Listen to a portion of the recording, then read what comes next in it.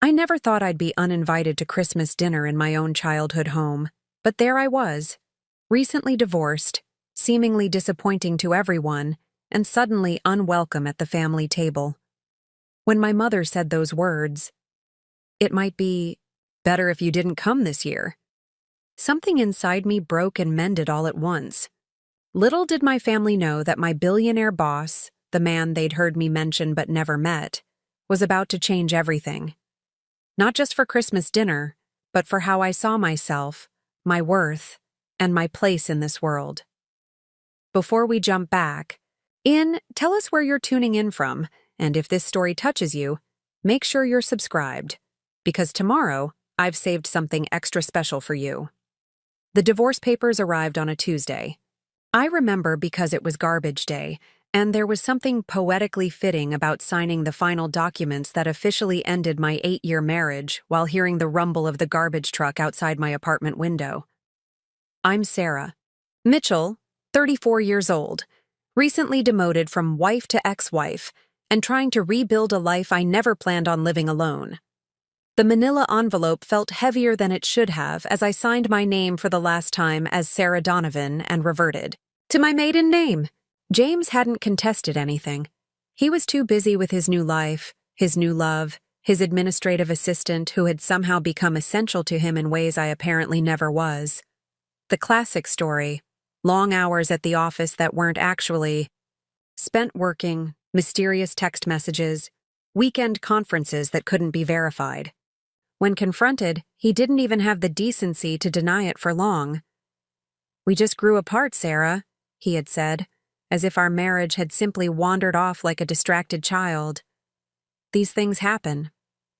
These things happen. As if 8 years could be dismissed with a platitude. I placed the signed papers back in the envelope and sealed it. My lawyer would receive them tomorrow, and the final administrative steps would proceed without me needing to do anything further. Modern divorce, so efficient, so clean on paper. The emotional debris, however, was another matter entirely. My apartment was small but functional, a one-bedroom I'd found quickly when it became clear I needed to move out of our shared home. James had offered to leave, but the house was too big, too expensive for me to maintain on my salary alone. Besides, every corner held memories I wasn't ready to confront daily. Better to start fresh somewhere anonymous, somewhere without history. I made myself a cup of tea and carried it to my tiny balcony that overlooked a quiet street lined with maple trees just beginning to change color. October in New England, nature's most dramatic transformation. How appropriate that my life was changing colors too, though I wasn't yet sure what palette awaited me. My phone vibrated on the kitchen counter. I considered ignoring it, but then remembered I was expecting a work call. Remington Archer, my boss and CEO of Archer Innovations, had mentioned needing to discuss the Henderson project before tomorrow's client meeting. The screen showed my mother's name instead. "Hi, Mom," I answered, trying to infuse my voice with a cheerfulness I didn't feel. "Sarah, I was just checking to see if you've mailed those papers yet." No greeting, no how are you, my mother, Patricia. Mitchell had never been one to waste time on pleasantries when there was business to discuss. "Just sign them," I replied, taking a sip of tea. "They'll go out in tomorrow's mail." "Good. The sooner this whole unfortunate business is behind you, the better." Unfortunate business. That's what my family had taken to calling my divorce, as if it were a regrettable investment or an embarrassing fender bender rather than the implosion of my life.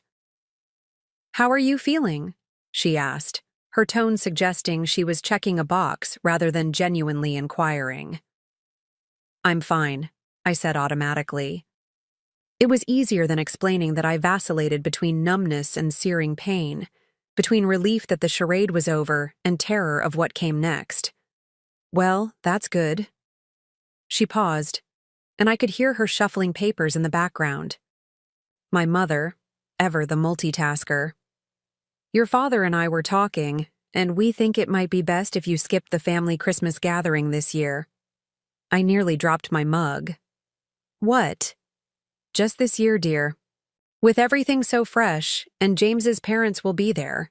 You know we've been friends for years. It would be awkward for everyone involved. Plus, Ashley just announced her engagement to Richard, and we don't want anything to overshadow their moment. Ashley, my younger sister. Perfect Ashley with her perfect career as a pediatric surgeon, her perfect fiancé who came from perfect money, her perfect timing in getting engaged right when my life fell apart. You're uninviting me to Christmas, I clarified, still not quite believing what I was hearing. Not uninviting, Sarah. Don't be dramatic. We're just suggesting a break this year. Give everyone some time to adjust to the new situation. My new situation. Divorced, failed, diminished. I see, I said, surprising myself with how steady my voice remained while something inside me crumbled. It's really for the best, dear. You'll see. Use the time to reflect and heal. Maybe take a little trip somewhere. Isn't that what people do after divorces? Eat, pray, love, and all that? My mother had never read the book or seen the movie, but she had a knack for absorbing cultural references and deploying them with almost correct context. Sure, Mom. Whatever you think is best. Good girl. We'll FaceTime on Christmas Day, of course. It'll be almost like you're there. But it wouldn't be anything like being there, and we both knew it. Christmas at the Mitchell house was an elaborate affair, a tradition stretching back to my childhood. The massive tree that took Dad hours to perfect, Mom's collection of ornaments, each with their own story, the formal Christmas Eve dinner followed by midnight church service, the Christmas morning gift exchange in pajamas, the afternoon feast with extended family and close friends.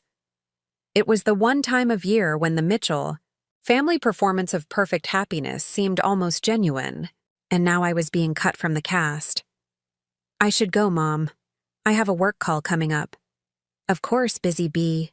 That's the spirit. Throw yourself into your career. Silver linings, right? Call me later in the week.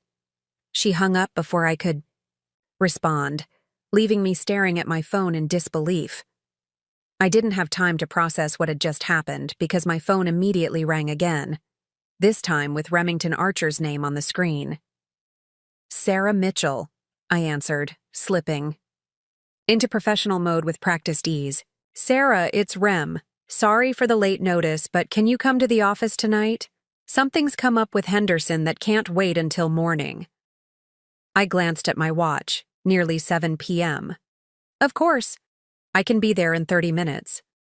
Perfect. I'll have dinner brought in. See you soon. The call ended, and I was grateful for the interruption, for a reason to shower, dress, and leave the apartment that suddenly felt too small, too empty. As executive assistant to Remington Archer, I was accustomed to unexpected schedule changes and after-hours requests. Archer Innovations was a boutique technology firm that specialized in custom software solutions for Fortune 500 companies. We weren't large, but we were elite, with clients who paid premium prices for our expertise and discretion. I'd been with the company for 6 years, one of Rem's first hires when he expanded beyond a one-man operation into a legitimate business. He was an unusual boss, brilliant but remarkably grounded for someone who had built a multi-million-dollar company before age 40. He respected my input, trusted my judgment, and paid me well enough that I'd been able to maintain financial independence even through the divorce. In a professional landscape often marked by toxic executives and thankless work, I knew how fortunate I was to work for someone like Rem. The office was housed in a renovated textile mill, exposed brick walls, massive windows, polished concrete floors. When I arrived, only the security lights illuminated the open workspace. Rem's office door was ajar, a slice of light spilling into the darkness. I knocked lightly before entering. "You summoned me?" I said with a small smile. Rem looked up from his computer, returning my smile with one that reached his eyes. At 42, he maintained the energy and curiosity of someone much younger, though the subtle silver threading through his dark hair hinted at the pressure of building and maintaining a successful business. "Sarah, thank you for coming in. Sorry about the short notice. He gestured to the conference table in the corner of his expansive office where several containers of food waited. I got Thai from that place you like. I figured if I'm ruining your evening, I should at least feed you properly. You're assuming I had evening plans to ruin, I replied, setting my bag down and joining him at the table. Touché, he said, passing me a container of pad Thai. He remembered my usual order. Though I maintain that sitting at home in pajamas watching bad reality television counts as plans worth protecting. I laughed despite myself. You know me too well. We ate while reviewing the Henderson presentation. Their CEO had unexpectedly requested additional information about implementation timelines, and we needed to adjust our proposal before tomorrow's meeting. It was detailed work that required focus, and I was grateful for the distraction from my earlier call with my mother. After an hour of revisions, we took a break. Rem leaned back in his chair, studying me with the careful attention he typically reserved for complex code problems. Everything okay, Sarah? You seem a bit off tonight. I considered deflecting but decided against it. Rem wasn't just my boss. Over the years, he'd become a friend, albeit one with clear professional boundaries. I signed the divorce papers. Today, I said, reorganizing the empty food containers to avoid eye contact. And then my mother called to disinvite me from family Christmas because it might make James's parents uncomfortable and overshadow my sister's engagement. I hadn't intended to share quite so much, but once I started, the words tumbled out. Unbidden. Rem was quiet for a moment. Your family is disinviting you from Christmas because you got divorced? Preparing and narrating this story took us a lot of time, so if you are enjoying it, subscribe to our channel. It means a lot to us. Now back to the story.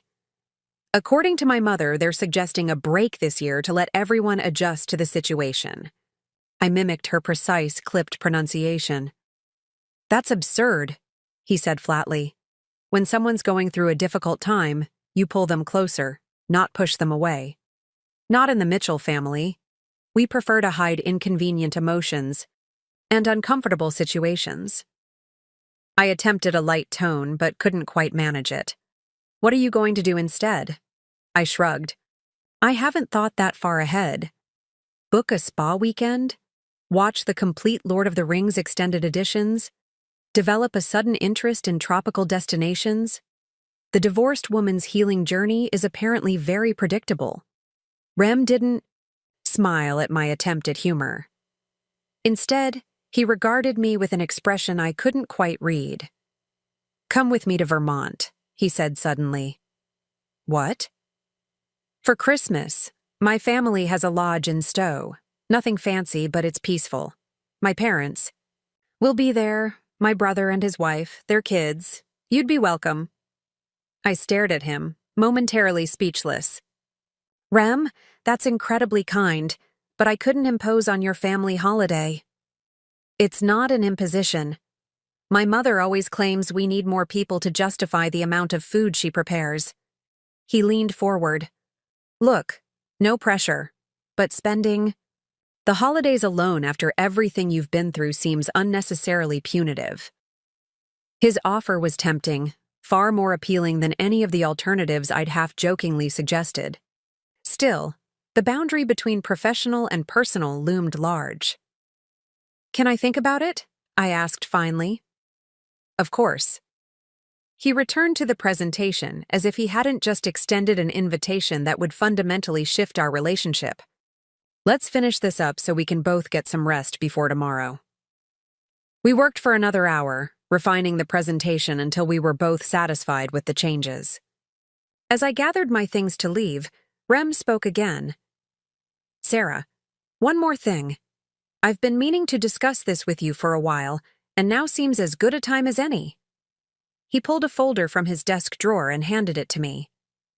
I'd like to promote you to Client Relations Director. It would mean a significant pay increase, more responsibility, and some travel. But I think you're ready. I opened the folder to find a formal offer letter with a salary figure that made my eyes widen. Rem, I don't know what to say. You've earned it. You've been doing much of this work already, just without the title or compensation. The team respects you, clients trust you, and frankly, I need someone in this role who I can rely on completely. He paused. This isn't charity or timing related to your personal situation. I've had this planned for months but wanted to wait until after the Henderson deal was secured. I believed him. Rem wasn't the type to make business decisions based on personal circumstances. Still, the timing felt somehow cosmically significant. A professional affirmation on the same day my personal life had been deemed too messy to include. In family celebrations. Thank you, I said, my voice thick with unexpected emotion. I won't disappoint you. I know you won't. He stood, signaling the end of our meeting. Think about Vermont. No pressure, but the offer stands. Either way, we can discuss the promotion details after the Henderson meeting tomorrow. On the drive back to my apartment, I found myself considering Rem's invitation more seriously than I had initially allowed. The thought of spending Christmas alone in my small apartment held little appeal, but neither did intruding on someone else's family gathering, even with an explicit invitation. Yet, there was something tempting about the idea of a Christmas, completely removed from Mitchell family traditions and expectations. No perfectly coordinated decorations, no carefully curated gift exchanges, no underlying current of competition between Ashley and me. Just snow, mountains, and people who had no preconceived notions about who I was supposed to be. As I pulled into my apartment complex, I made a decision. I would accept both of Rem's offers, the promotion and the Christmas invitation. It was time to step into something new, to build a life that wasn't defined by my failed marriage or my family's conditional acceptance. I texted Rem before I could second-guess myself. Thank you for the promotion opportunity. I'm honored and excited to accept. And if the Vermont invitation still stands, I'd love to join your family for Christmas. His response came quickly. Excellent decision on both counts. Details tomorrow. Get some rest. I entered my apartment feeling lighter than I had in months. The signed divorce papers still sat on the counter, but they no longer seemed to carry the same weight. My mother's rejection still stung, but it was tempered by Rem's inclusion. For the first time since James had told me he was leaving, I felt a flicker of something that resembled hope, a sense that maybe, just maybe, the life ahead of me could be better than the one I was leaving behind. As I got ready for bed, I realized something significant had shifted within me. The divorce papers, my mother's call, Rem's dual offers, all in one day. It was as if the universe had decided to collapse an entire transformation into 24 hours, forcing me to choose between clinging to the past or stepping boldly into an uncertain but potentially magnificent future. I chose the future. The Henderson presentation went flawlessly the next morning. I'd been with Archer Innovations long enough to anticipate client concerns before they arose, and the revised proposal addressed everything their CEO had requested. When the meeting concluded with handshakes and promises of a signed contract by week's end, I caught Rem's approving nod from across the conference room. "Excellent work, everyone," he said to our team as the Henderson executives departed. "Sarah, could I see you in my office in 15 minutes? As the room emptied, my colleague Daphne nudged me with her elbow. "Private meeting with the boss? Sounds serious." "Just following up on some details," I replied casually, though we both knew it was about my promotion. I hadn't shared the news yet. It still felt too new, too precious to discuss openly. "If you say so." Daphne gathered her notes with a knowing smile. "A few of us are getting drinks after work to celebrate the Henderson deal. You should join us." I hesitated. Since the divorce proceedings began, I declined most after-work socializing. It had been easier to retreat, to avoid questions and sympathetic looks. but maybe it was time to step back into the world. Sure, I said, surprising both Daphne and myself. Text me the details. In Rem's office 15 minutes later, we finalized the details of my promotion. The new role would begin officially after the new year, giving me time to transition my current responsibilities and prepare for expanded duties. I'd like to announce this at the holiday party next week, Rem said, leaning back in his chair. The team should hear it from me directly. Our annual holiday gathering was scheduled for the following Friday. An elegant dinner at an upscale restaurant downtown, followed by drinks and dancing for those inclined to stay.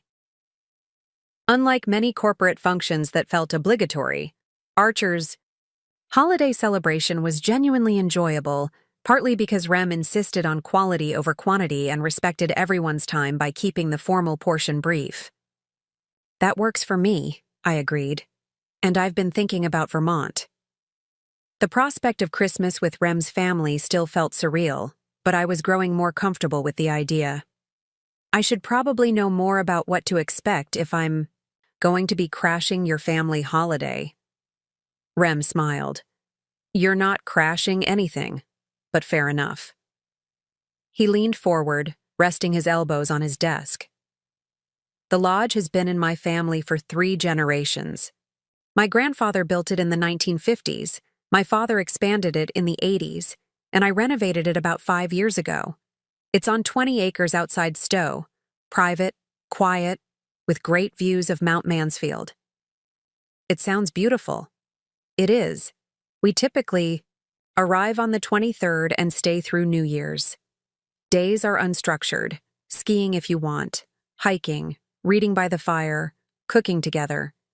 Evenings involve board games that get ridiculously competitive, too much wine, and conversations that range from politics to physics to childhood embarrassments. The casual intimacy he described was far removed from the carefully orchestrated performances of Mitchell family gatherings. It sounded both wonderful and slightly terrifying. You'll have your own room and bathroom, Rem continued, seemingly reading my thoughts. And there's no pressure to participate in anything that doesn't appeal. My family is good about respecting boundaries. Another contrast to my own family experience. It sounds lovely, I said sincerely. Are you sure your parents won't mind an unexpected guest? I called my mother last night. She's already planning your favorite breakfast and asking about dietary restrictions. He smiled at my surprised expression. Mom takes hosting very seriously. I don't deserve this kindness, I said quietly, the words escaping before I could censor them. Something flashed in Rem's eyes, a brief but intense emotion I couldn't quite identify. Yes, you do. His tone left no room for argument. You're intelligent, loyal, and incredibly resilient. You deserve far more kindness than you've received lately. I didn't know how to respond to such direct affirmation, so I redirected. Well, please thank your mother for me. And let me know what I can contribute. Wine, gifts for the family, whatever would be appropriate. Just bring yourself in comfortable clothes. Everything else is handled. He glanced at his watch. I have a call in 5 minutes. We can discuss logistics closer to the date. As I turned to leave, he added, Sarah, I'm glad you're coming. The holidays can be difficult even without family complications. No one should have to navigate them alone. His words stayed with me as I returned to my desk, their simple kindness a stark contrast to my mother's casual rejection. I opened my email to find a message from my mother with the subject line, Christmas planning. For a moment, I thought, perhaps she'd reconsidered her position, but the content quickly dispelled that notion. Sarah, I've been thinking more about our conversation. I hope you weren't upset by the suggestion to skip Christmas this year. It really is for the best. Gives you time to process everything without the pressure of putting on a brave face. Ashley and Richard will be announcing their engagement officially, and we're planning a small feature in the local paper. I'm sure you understand why having you there might create awkward questions. Dad and I will set aside your annual ornament, of course. Let me know if you decide on a nice trip somewhere. Love, Mom. Each year since childhood, we'd each received a special ornament that reflected something significant from the past 12 months. The tradition was meaningful to me despite our complicated dynamics. Mom's casual mention of setting it aside, rather than still giving it to me, underscored my sudden outsider status. I stared at the screen, anger and hurt swirling into a potent mixture. Without overthinking, I replied, Mom, thank you for clarifying your position. I've made alternate plans for Christmas and will be spending it with friends in Vermont. No need to set aside an ornament. Perhaps you could give it to James's parents as a token of your ongoing friendship. I'm sure they would appreciate the gesture more than I would under the circumstances. Sarah. I hit send before I could reconsider, then immediately regretted the petty tone. It wasn't like me to be sarcastic, especially with my mother. But then again, it wasn't like my mother to exclude her daughter from a family holiday, because divorce was inconvenient to her social narratives. My phone buzzed almost immediately with an incoming call. My mother. I sent it to voicemail. Whatever she had to say could wait until I wasn't sitting in an open office with colleagues within earshot. She left a message, her voice tight with controlled anger. Sarah, that response was completely inappropriate. Call me so we can discuss this like adults. I silenced my phone and returned to work, channeling my frustration into productivity.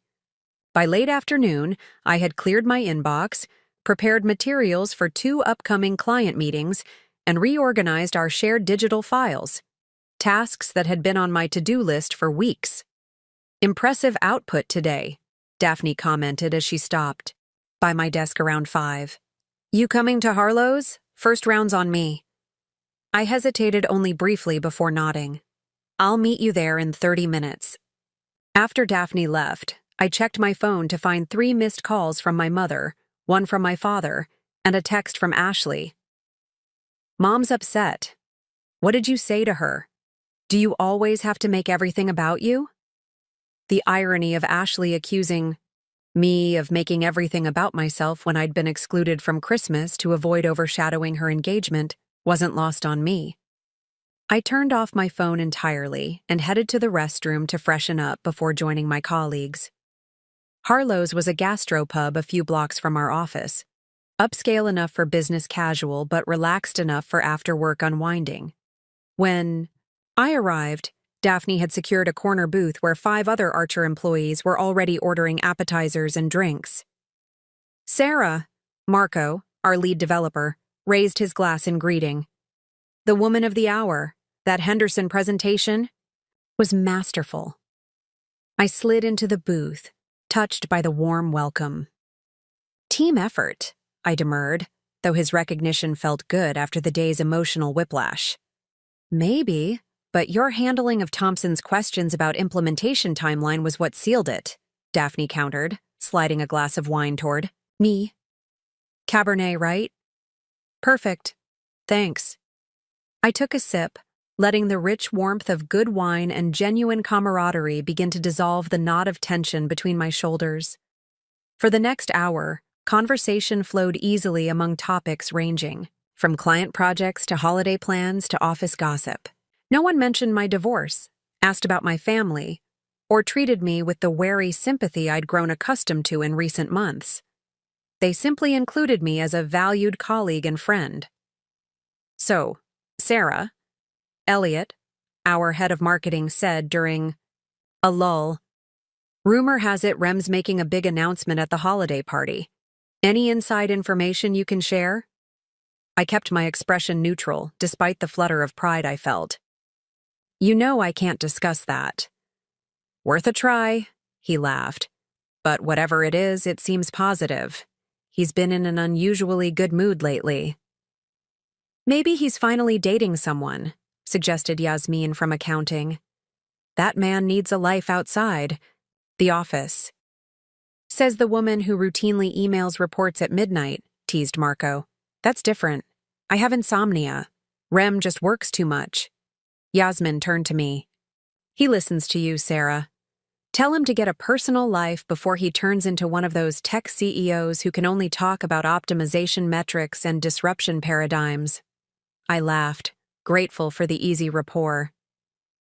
I'll add it to our next meeting agenda, right after quarterly projections and before software updates. As drinks turned into dinner, I found myself genuinely enjoying the evening. The first social outing since my separation that hadn't felt like an exercise in pretending to be okay. Around 8, I excused myself, wanting to end the night on a high note rather than risk energy depletion. I'm heading out, but this was great. Thanks for including me. About time you rejoined the land of the living, Daphne said with an affectionate nudge. See you tomorrow. I walked the few blocks to the parking garage where I'd left my car, the crisp December air invigorating after the warm pub atmosphere. As I approached my parking level, I noticed a familiar figure leaning against a sleek black Tesla, Rem. Working late again? I asked, approaching with curiosity. He straightened, looking momentarily surprised to see me. Conference call with our Tokyo partners. 8 p.m. here is their morning. He nodded toward Harlow's direction. You were with the team? Yes, celebrating the Henderson deal. It was nice. Overdue, probably. He smiled. Good. You've been too isolated lately. The observation was accurate but felt intimate coming from my boss, highlighting again how our professional relationship had developed nuanced dimensions over the years. Pot kettle, I replied lightly. According to Yasmin, you need a personal life before you turn into a soulless tech automaton who can only speak in industry jargon. Rem laughed, the sound echoing in the concrete structure. Yasmin has strong opinions for someone I see in the office on Sundays. That's what I said. Well, not exactly, but the sentiment was conveyed. We stood in companionable silence for a moment before Rem spoke again. I'm glad you're coming to Vermont. It's been a difficult year for you, and my family's pretty good at creating space for both reflection and distraction, depending on what's needed. The simple acknowledgement of my difficult year, stated without pity or awkwardness, felt like permission to be exactly where I was in my healing process. Thank you, I said, finding the words inadequate for the gratitude I felt. For everything. The promotion, the invitation, the understanding. You've earned the promotion through years of exceptional work, he said firmly. The rest is just basic human decency. Your family's response says far more about them than about you. Before I could respond, my phone vibrated in my purse. I'd turned it back on before leaving the restaurant. Pulling it out, I saw my father's name on, the screen. Rem noticed my expression. Everything okay? Family drama, I explained with a sigh. I should probably take this. Have a good night, Rem. You too, Sarah. See you tomorrow. I answered the call as Rem walked toward his car. Hi, Dad. Sarah, what's this about you not coming for Christmas? My father's voice held the forced patience he typically employed when mediating family conflicts. Your mother is very upset. I'm sure she is, I replied, unlocking my own car and sliding into the driver's seat. But she made it clear I wasn't welcome this year because my divorce might create awkwardness with James's parents and detract from Ashley's engagement announcement. That's not exactly what she meant, he hedged, though we both knew it was precisely what she'd meant. It was more about giving you space to heal without social pressure. Dad, she specifically said it would be awkward for everyone involved, and suggested I take an eat, pray, love vacation instead of attending our family Christmas. He sighed heavily. Your mother sometimes expresses things poorly, but her heart's in the right place. She's worried about you. Is she? Because it sounds like she's more worried about appearances and Ashley's spotlight moment. Sarah, please, it's Christmas. Family should be together. I agree. That's why her decision to exclude me was so hurtful. I started my car, suddenly exhausted. Look, I've made other plans now. I'm spending Christmas with friends in Vermont. What friends in Vermont? You've never mentioned friends in Vermont. My boss and his family. They have a lodge in Stowe. A pause. You're spending Christmas with your boss? Sarah, that's, unusual. So is being disinvited from family. Christmas after your husband leaves you for his assistant, but here we are. The bitterness in my voice surprised even me. Sarcasm doesn't become you, my father said stiffly. I'm trying to understand the situation. The situation is simple, Dad. Mom didn't want me at Christmas. I found an alternative. Problem solved. And now you're being deliberately obtuse. His patience was clearly wearing thin. Spending a holiday with your employer crosses professional boundaries. Surely you can see that. Rem is a friend as well as my boss. His family is kind and welcoming. I appreciate their invitation and I've accepted it. This feels like retaliation. Against your mother. It's not, I said firmly, though there was perhaps a grain of truth in his assessment. It's me making the best of a difficult situation and accepting kindness where it's offered. Another heavy sigh. I wish you'd reconsider. Your mother's already talking about changing our plans now that you won't be here.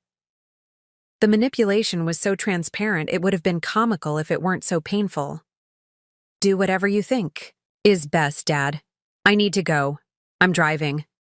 We'll discuss this further, he said, clearly unhappy with the conversation's direction. Goodbye, Dad. Love you. I ended the call before he could respond, a mixture of anger and sadness washing over me. The contrast between my family's conditional acceptance and the straightforward kindness of Rem and my colleagues was striking. It wasn't just about Christmas. It was about being valued as I was, not for how well I fit into others' narratives. As I drove home, I realized something fundamental had shifted within me. For years, I'd measured my worth through external validation, my parents' approval, my husband's love, my sister's respect. The collapse of my marriage had initially felt like confirmation of my inadequacy, but now, surrounded by people who appreciated me professionally and accepted me personally, I was beginning to recognize that others' treatment reflected their limitations more than my value. My apartment felt different when I arrived home, not empty, but peaceful. I made a cup of tea and curled up on my small balcony with a journal I'd purchased weeks ago but hadn't used. On the first blank page, I wrote, "Things I know to be true." Below it, I added my first entry. My worth is not determined by those who cannot see it. It was a small beginning, but it felt like solid ground upon which to build a new understanding of myself, one based not on others' perceptions but on my own inherent value. As I continued writing, adding truths I was beginning to recognize, I felt something unexpected, gratitude for the painful clarity my family's rejection had provided. Without it, I might have continued seeking validation from those constitutionally unable to provide it. The holiday party was scheduled for the following Friday evening at Riverview, an upscale restaurant known for its panoramic views of the city skyline and river beyond. I'd spent more time than usual considering my outfit, partially because of the anticipated promotion announcement, but also because this event marked a personal milestone, my first formal function as a single woman in nearly a decade. I finally settled on a deep emerald silk dress I'd purchased on impulse months ago but never worn. With its elegant simplicity and rich color, it felt both festive and confident, exactly the impression I wanted to convey. I paired it with the pearl earrings James had given me for our 5th anniversary, a conscious choice to reclaim something beautiful from our shared past rather than discarding everything associated with our marriage. When I arrived at Riverview, the party was already underway. Colleagues mingled near the bar, the hum of conversation punctuated by occasional laughter.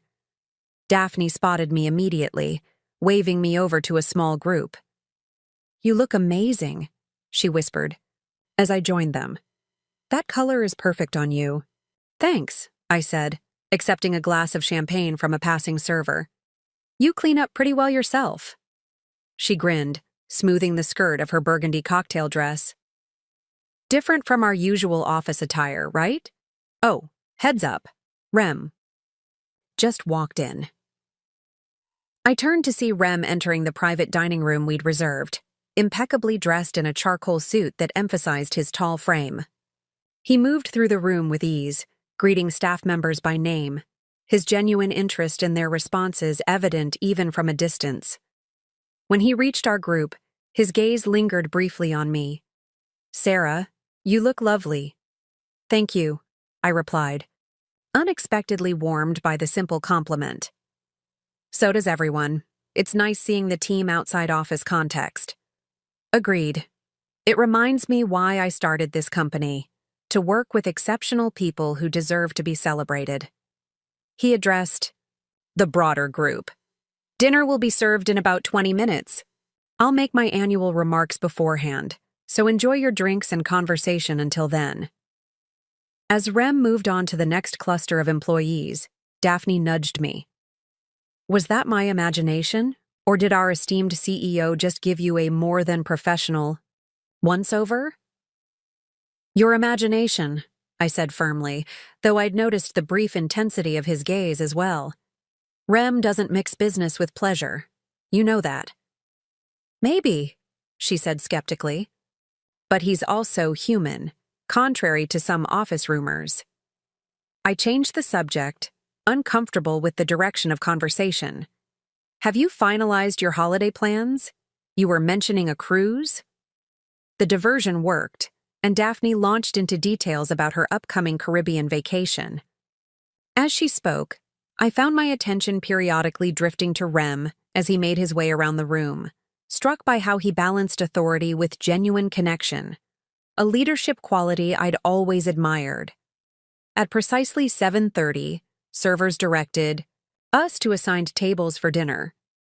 I found myself seated at Rem's table along with our department heads, a placement that made sense given my current role, but still felt significant. The first 2 courses passed pleasantly with conversation flowing among topics both professional and personal. After the main course was cleared and before dessert was served, Rem stood, tapping his glass gently for attention. The room quieted, as all eyes turned toward him.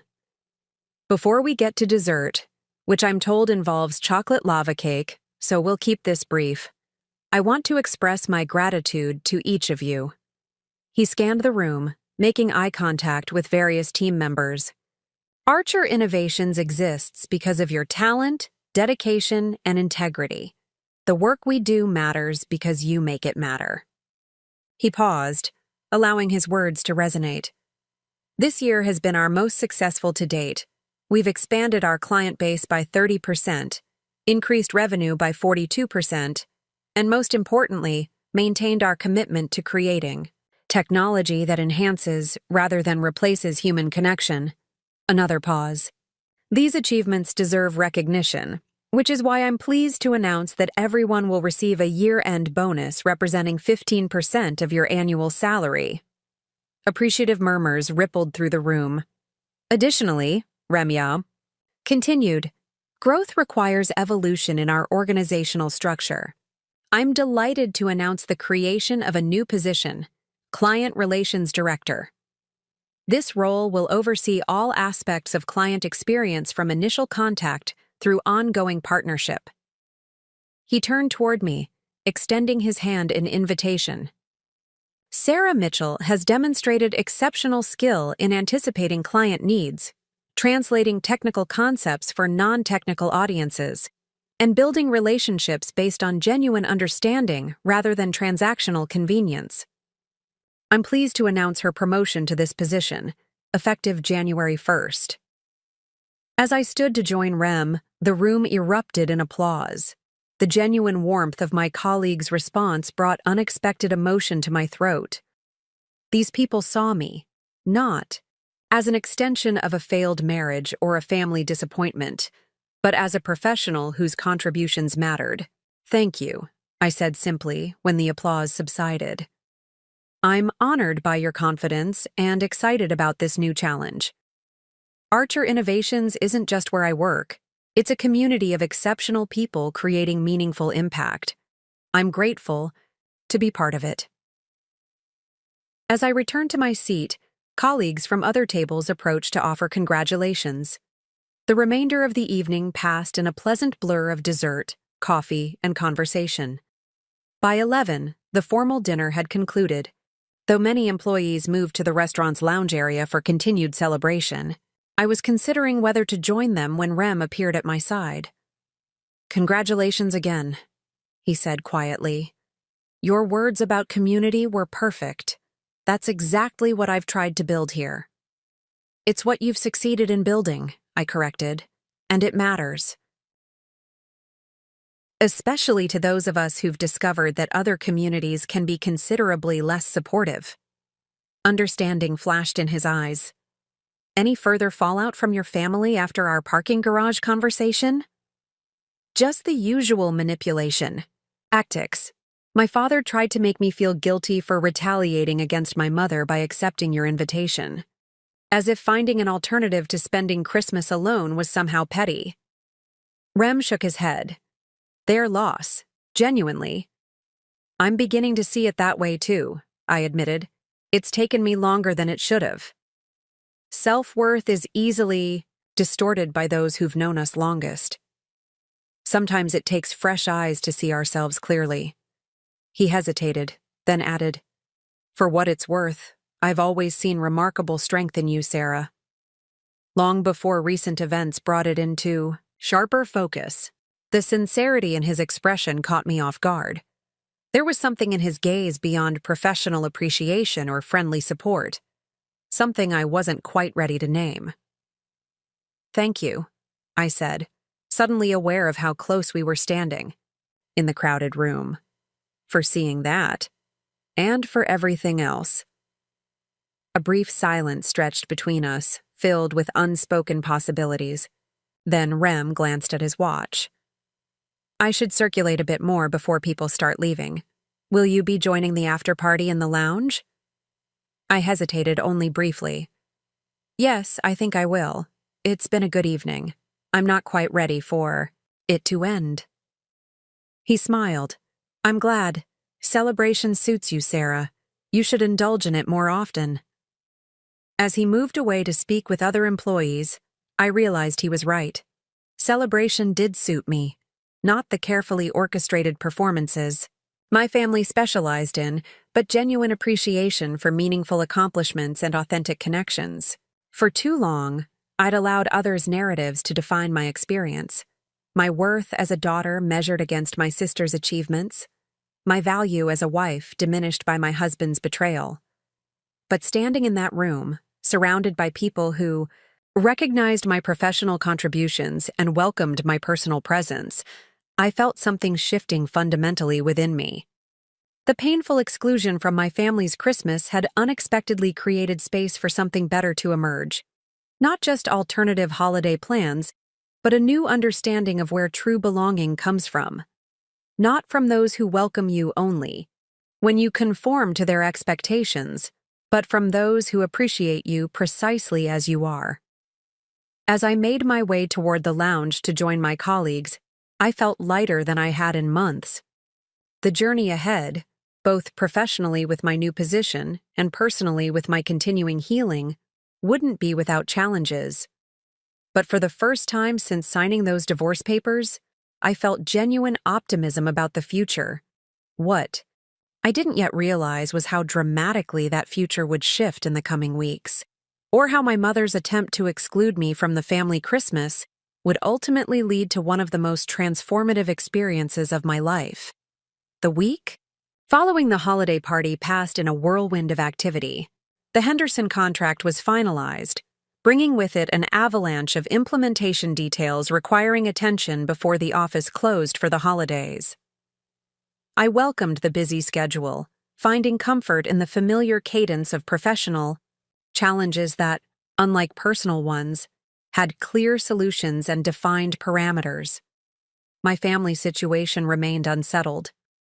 After my father's call, my mother had sent several text messages ranging from guilt-inducing, I'm just trying to protect you, to passively aggressive. I've told everyone you're taking a healing retreat. I responded minimally, maintaining my boundary without escalating the conflict. Ashley called once, leaving a voicemail that expressed confusion rather than empathy. Mom says you're mad about Christmas? I don't get it. This isn't like you, Sarah. But it was like me, the authentic me who had been submerged beneath years of accommodation and peacekeeping. The me who was finally emerging through the cracks of my shattered marriage and family expectations. Wednesday afternoon, I received an unexpected email from James. Seeing his name in my inbox triggered a momentary tightness in my chest, but not the debilitating ache that such contact would have caused even a month earlier. Progress, I supposed. The message was brief and businesslike.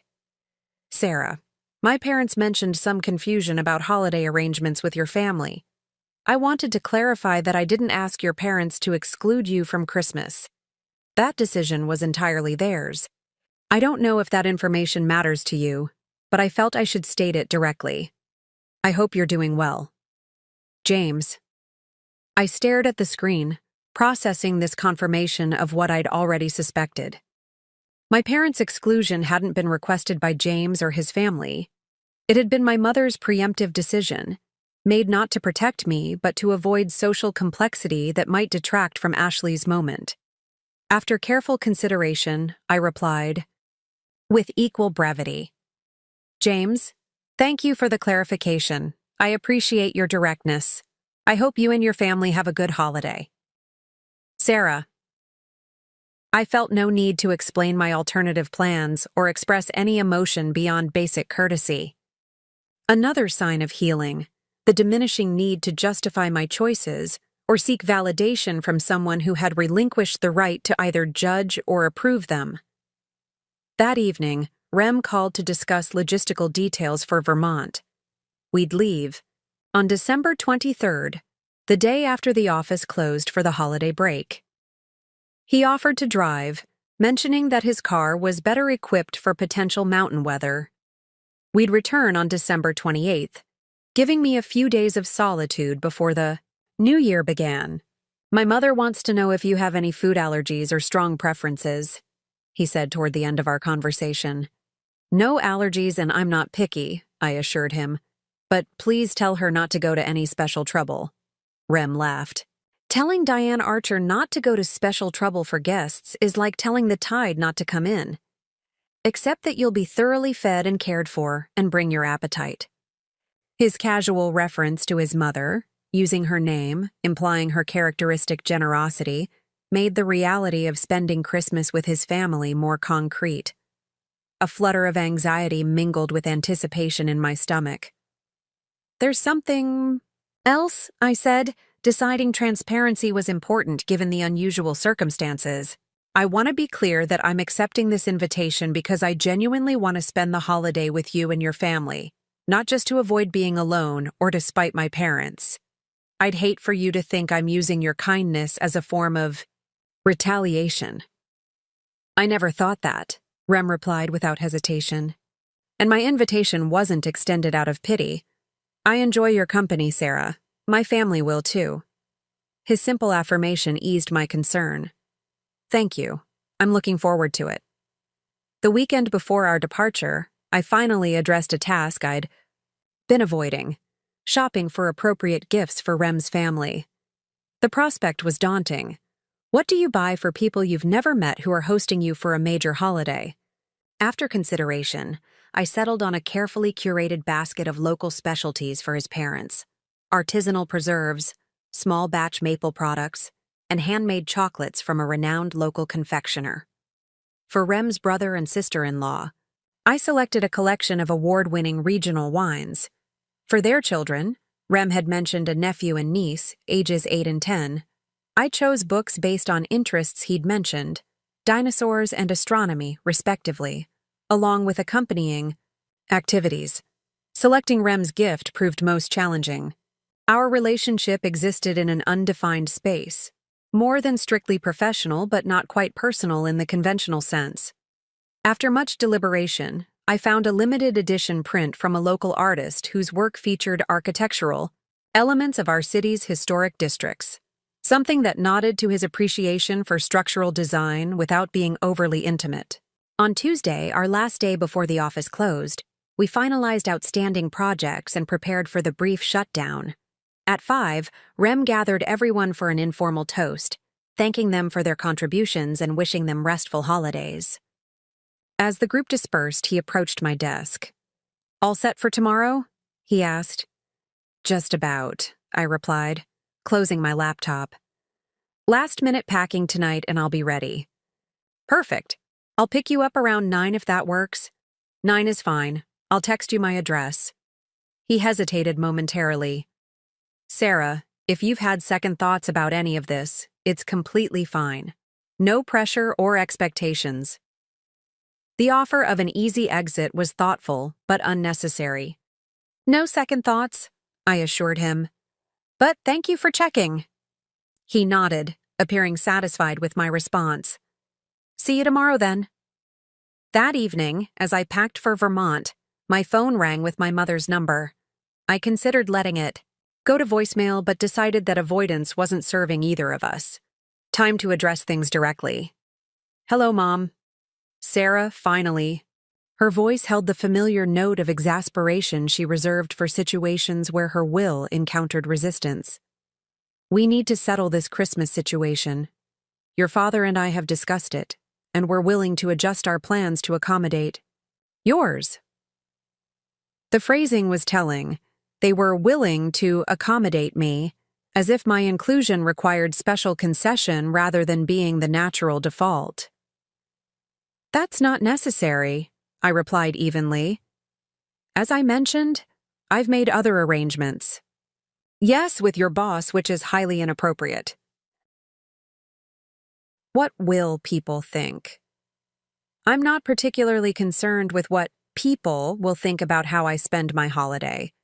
She made a sound of frustration. "This isn't like you, Sarah. You've always been the reasonable one, the one we could count on not to create drama."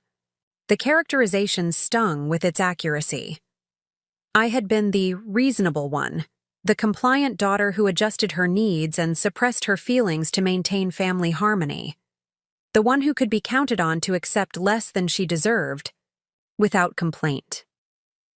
"Perhaps you never really knew me," I said quietly.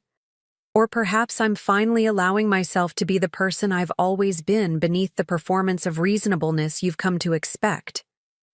What does that even mean? You're speaking in riddles now. It means I'm no longer willing to accept exclusion as protection or rejection as love. It means I'm spending Christmas with people who want me there, not people who view my presence as an inconvenience to be managed. "That's unfair," she protested. "We never said you were an inconvenience." "Not in those exact words, no. But actions communicate more clearly than words, Mom. And your actions made your priorities abundantly clear." A heavy silence followed, broken eventually by my mother's sigh. "I don't recognize you anymore.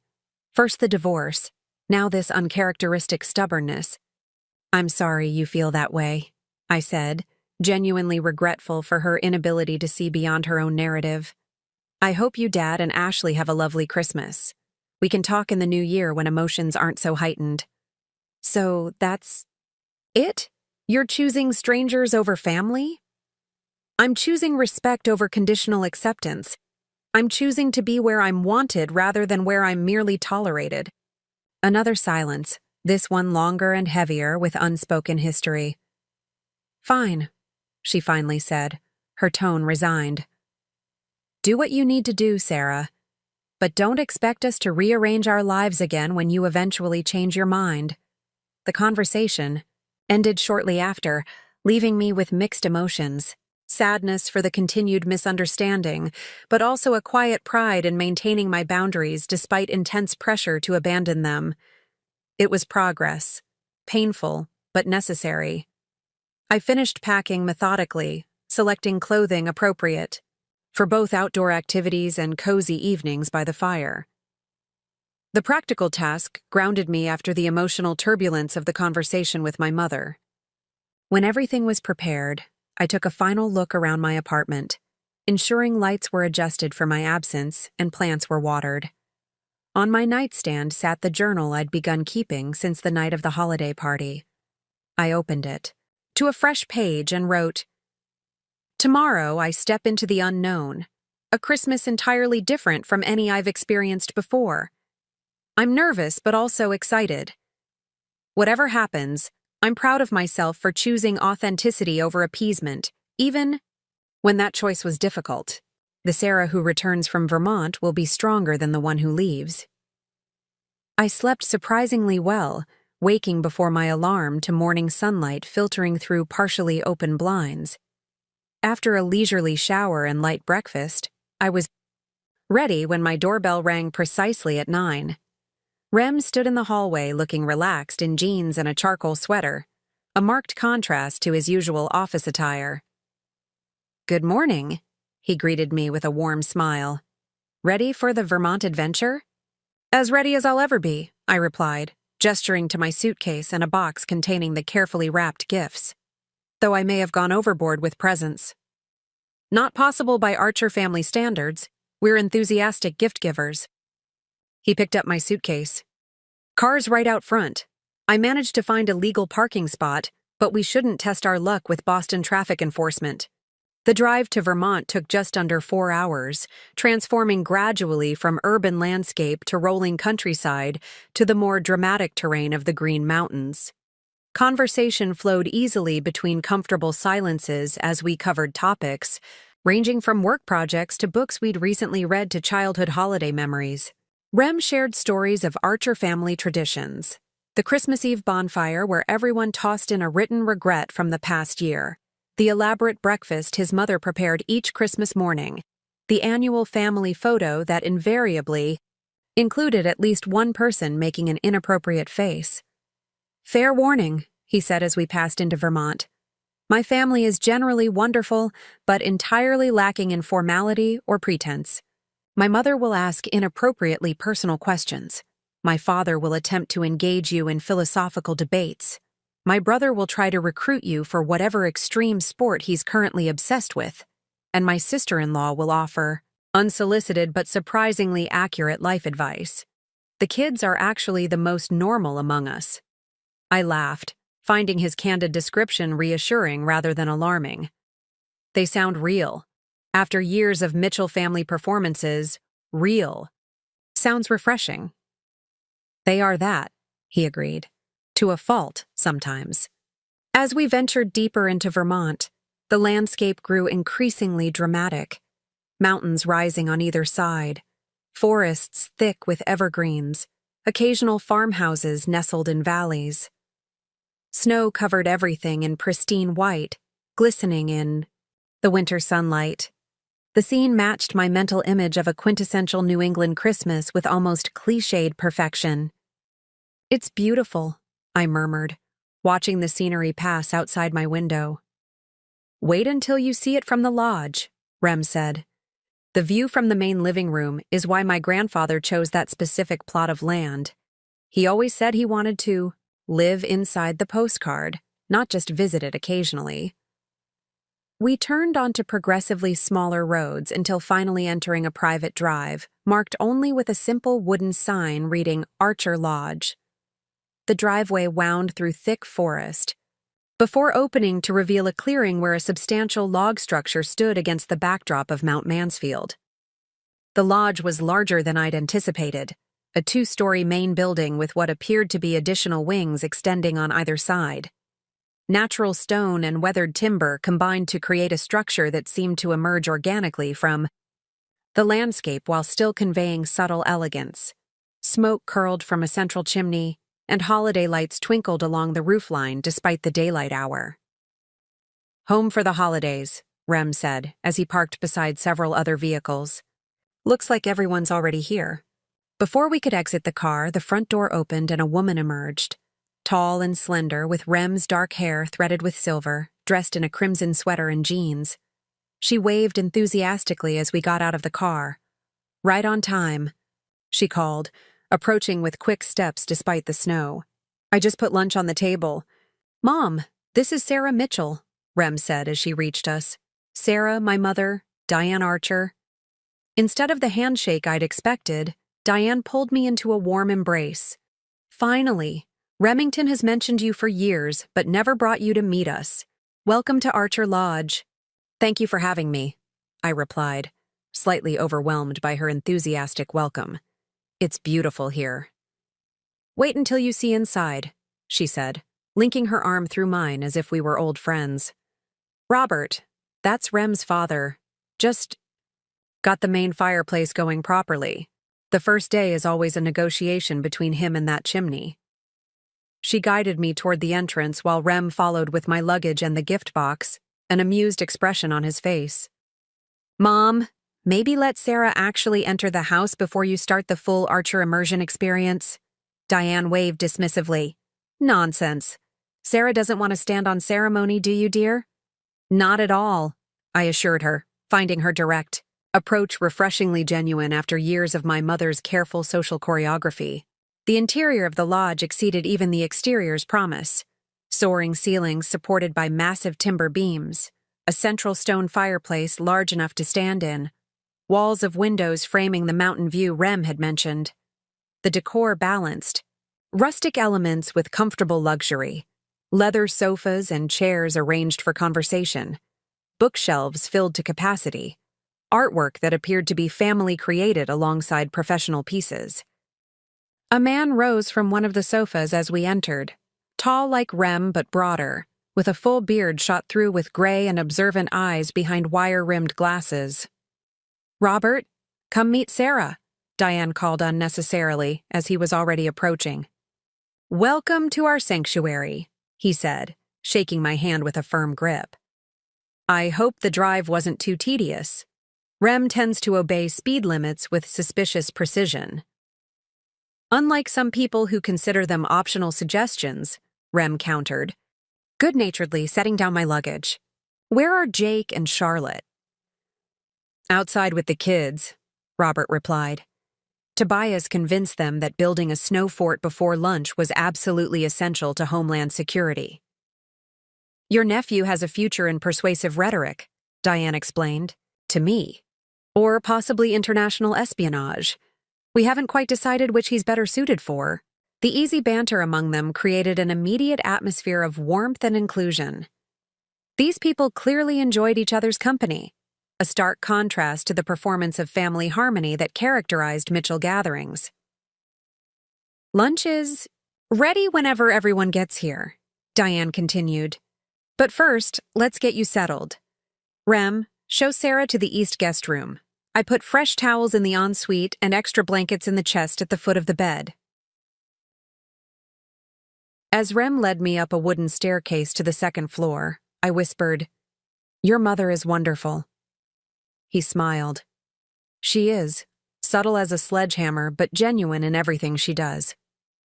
The East guest room proved to be a charming space with sloped ceilings, a queen-sized bed covered in a handmade quilt, and windows that offered views of both the mountains and the surrounding forest. Like the rest of the lodge, it balanced rustic elements with thoughtful comforts. "Bathrooms through there," Rem indicated a door in the corner. "Take your time settling in. No rush or schedule here." "It's all so lovely," I said, genuinely, moved by the care evident in every detail. "Thank you for including me in this." "Thank you for coming," he replied simply. "I'll see you downstairs when you're ready." Left alone, I took a moment to absorb my surroundings and the surreal quality of the situation. Just weeks ago, I'd been devastated by my family's rejection, feeling unwanted and excluded during what should be the most inclusive season. Now I found myself welcomed with genuine warmth into this beautiful home by people who had no obligation to me whatsoever. I unpacked quickly, changed into fresh clothes, and fixed my hair before heading downstairs. Voices and laughter guided me to a spacious dining area where a large wooden table was set for lunch. Diane was arranging a final dish as Robert poured wine into glasses. Rem stood conversing with a man who could only be his brother, similar. Height and build but with lighter hair and a more athletic bearing, and a woman with auburn hair cut in a stylish bob. 2 children, a boy and a girl who appeared to be the ages Rem had mentioned, were setting napkins at each place with the exaggerated care of those given an important task. "Sarah!" Diane called, spotting me in the doorway. "Come meet the rest of the family." Rem's brother extended his hand. "Jake Archer, I've heard entirely too much about you." The woman beside him rolled her eyes affectionately. "Ignore him. I'm Charlotte. We're delighted you could join us." She lowered her voice to a conspiratorial whisper, also grateful to not be the only non-Archer by blood at the table. They can be overwhelming en masse. "I'm Tobias," the boy announced importantly, stepping forward. "I'm 8 3/4. "Very pleased to meet you, Tobias," I replied, with matching formality. "That's a very impressive age." "This is my sister Ellie," he continued, indicating the girl who offered a shy wave. "She's only 10, but she's okay sometimes." "High praise," Jake commented, ruffling his son's hair. "Coming from him, that's practically a declaration of eternal devotion." "Dad," Tobias protested, ducking away with the universal embarrassment of children confronted with parental humor. "Everyone sit," Diane directed, gesturing to the table. "Food's getting cold." I found myself seated between Rem and Ellie, with Robert at the head of the table and Diane opposite him. The meal itself was simple but delicious. Homemade soup, freshly baked bread, and a colorful salad. Conversation flowed naturally, covering topics from the children's school activities to Jake's recent rock climbing expedition to Charlotte's work as an environmental attorney. What struck me most was how they genuinely listened to each other. When Ellie shyly mentioned a science project she was working on, everyone gave her their full attention. When Robert described a book he'd recently finished, others asked thoughtful questions. Even Tobias's elaborate theories about optimal snow fort construction were met with serious consideration rather than dismissive indulgence. "Sarah," Diane said during a lull, "Rem tells us you've just received a well-deserved promotion. Congratulations." "Thank you," I replied, touched that he'd shared this with his family. "It's an exciting opportunity." "Rem never promotes based on anything but merit," Robert commented. "He gets that stubborn integrity from his mother."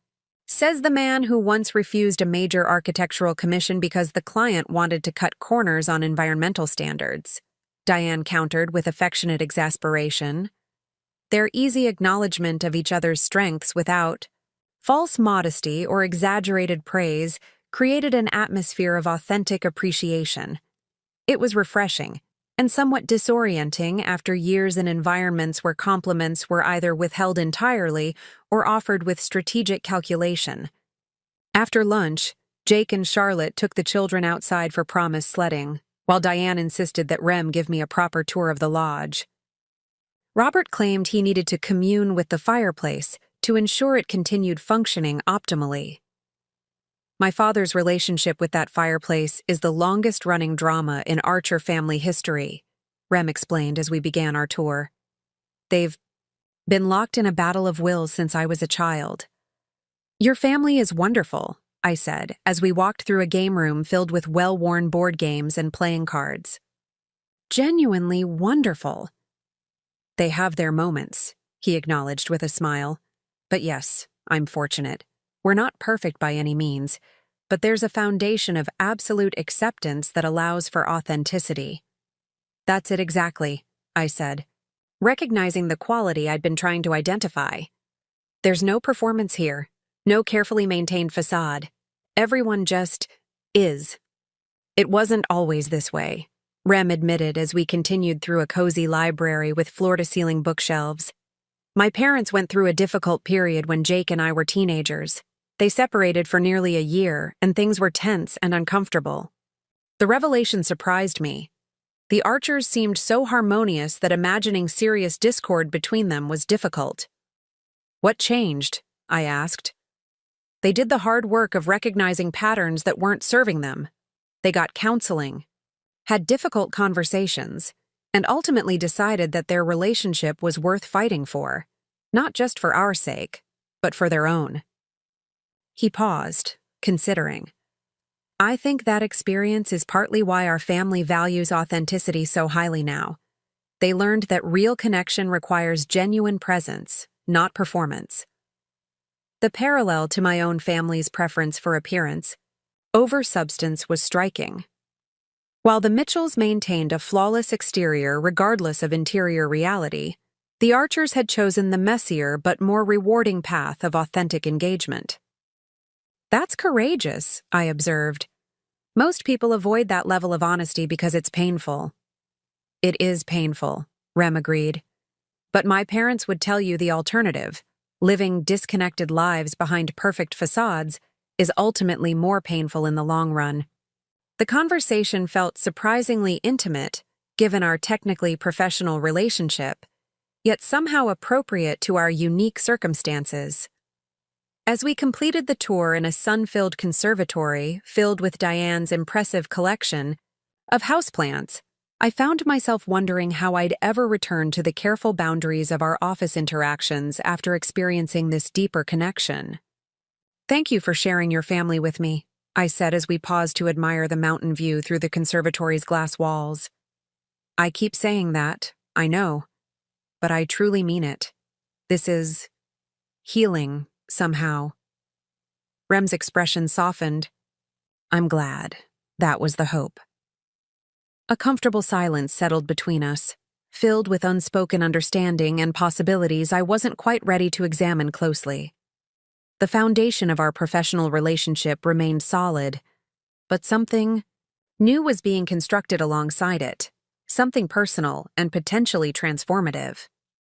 Outside, we could hear the children's laughter as they sledded down a gentle slope behind the lodge. Inside, the scent of pine boughs and cinnamon created an atmosphere of festive warmth. For the first time since signing my divorce papers, I felt genuinely present rather than simply enduring, engaged in the moment rather than analyzing the past or anxiously anticipating the future. Whatever came after this unexpected holiday interlude, I knew with absolute certainty that my initial devastation at being excluded from my family's Christmas had ultimately led me exactly where I needed to be, not just geographically, but emotionally and spiritually. Sometimes rejection creates space for something far more valuable than what was lost. The real question now was what would happen when the holiday ended and we returned to our normal lives, and whether the connection developing between Rem and me could translate beyond the magical confines of Archer Lodge into the complex reality waiting beyond these snow-covered mountains. Christmas Eve at Archer Lodge dawned with pristine beauty. Fresh snow had fallen overnight, coating the already white landscape with an additional layer of perfection. I woke early, the unfamiliar bed and environment disrupting my usual sleep patterns. Rather than trying to force more rest, I slipped quietly from my room, wrapping myself in the plush robe Diane had thoughtfully provided. The main floor was silent, the large living area illuminated only by the twinkling lights of the massive Christmas tree in the corner and the dying embers in the fireplace. Through the wall of windows, the mountains were just becoming visible. In the pre-dawn light, their silhouettes emerging from darkness like a photograph slowly developing. I made my way to the kitchen, intending to prepare coffee, only to find Robert already there, measuring grounds into an elaborate coffee maker. "Early riser too?" he asked, glancing up with a smile. "Diane claims it's a character flaw, but I've always thought morning people have the advantage of seeing the world before it puts on its daytime facade." "I don't usually wake this early," I admitted, "but there's something about this place that makes you want to catch every possible moment." He nodded as if this made perfect sense. The mountains have that effect. They make human concerns seem simultaneously more significant and less burdensome. Paradoxical but true. There was something of Rem in his thoughtful articulation. Or perhaps it was the other way around, with Rem having inherited his father's philosophical bent. "Coffee will be ready in about 5 minutes," he continued. the good viewing spot for sunrise is in the conservatory. The eastern exposure captures first light perfectly. Taking his suggestion, I settled into a comfortable chair in the plant-filled space, wrapping my robe tighter against the slight chill.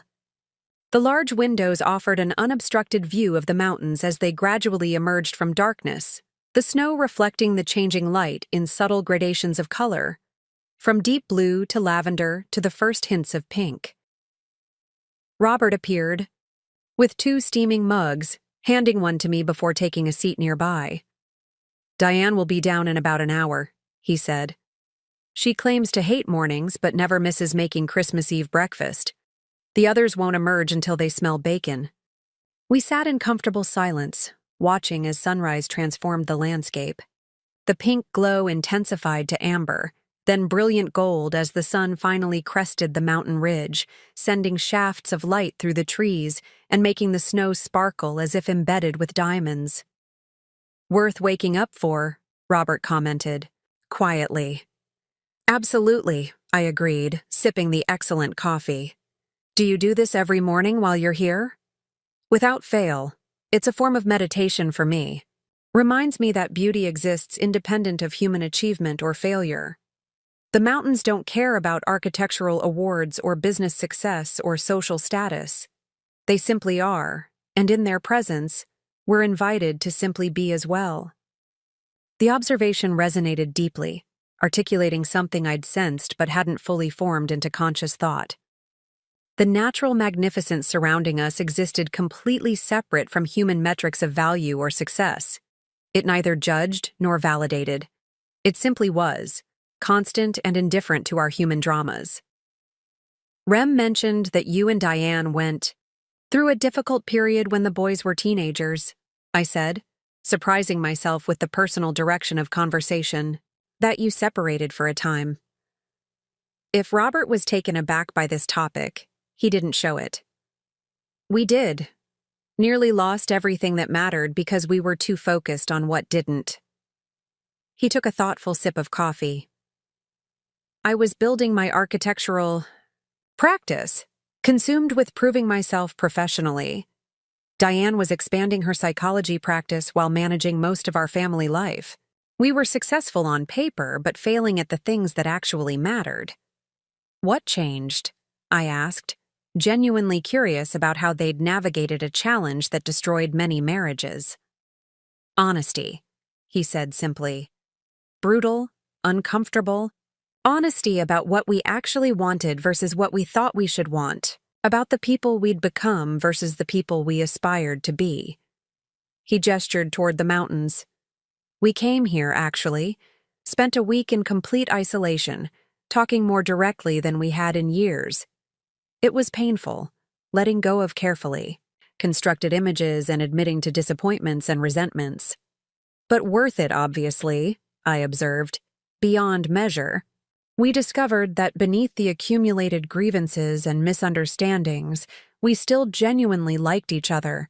And that liking, even more than loving, is what sustains a relationship through difficulties." He gave me a sidelong glance. "I suspect you've discovered that distinction in your own experience." The observation was uncomfortably accurate. As my marriage deteriorated, I'd continued loving James in some form while gradually losing the fundamental liking that had once characterized our relationship. The activities we enjoyed together, the conversations that energized us, the mutual respect for each other's perspectives, those had eroded long before the final betrayal. "I have," I acknowledged, though not until it was too late to salvage anything. "Then you've gained wisdom at considerable cost. The question becomes how you'll invest that wisdom moving forward." Before I could respond, footsteps on the stairs signaled others were stirring. Robert smiled. "And so begins the Archer family Christmas Eve. Brace yourself for organized chaos, excessive food, and traditions of questionable origin, but undeniable enthusiasm." The day unfolded exactly as he'd predicted.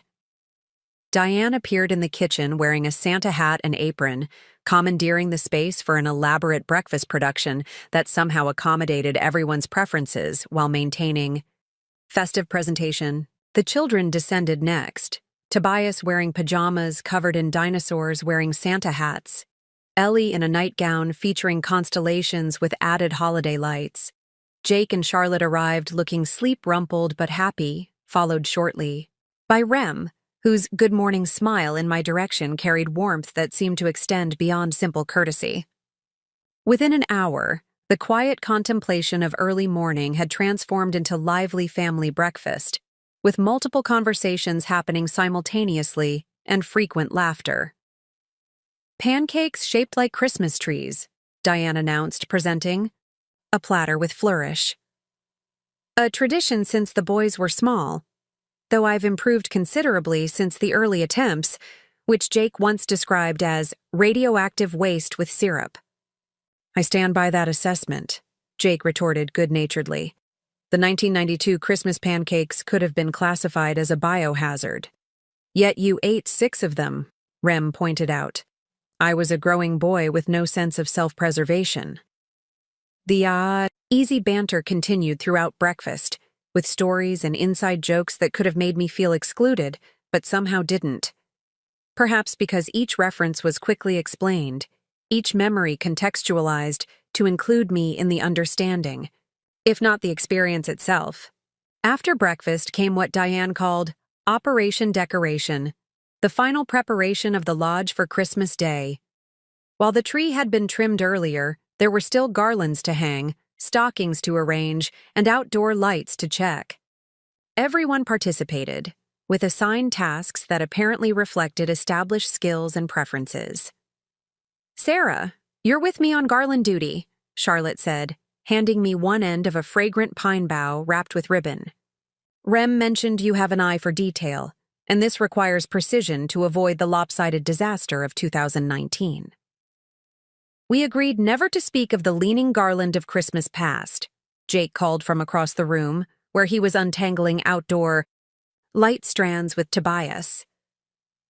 "I made no such agreement," Charlotte replied with a grin. "Some failures should be remembered as cautionary tales." As we worked together draping the garland along the staircase, Charlotte spoke softly enough that only I could hear. "The archers can be overwhelming initially.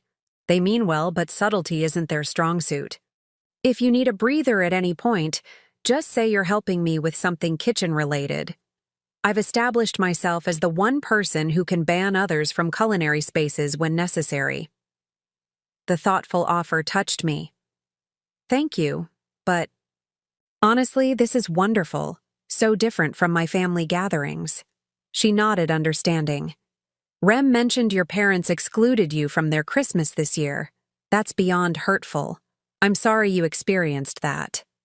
The simple acknowledgement of the pain without attempt to minimize or explain it away was unexpectedly powerful. "Thank you," I said, blinking away sudden moisture in my eyes. "For what it's worth, their loss is our gain. It's nice having another person here who appreciates the archer's particular brand of loving chaos without contributing to the genetic predisposition for impromptu philosophical debates." She smiled warmly. "Besides, it's good seeing Rem so relaxed.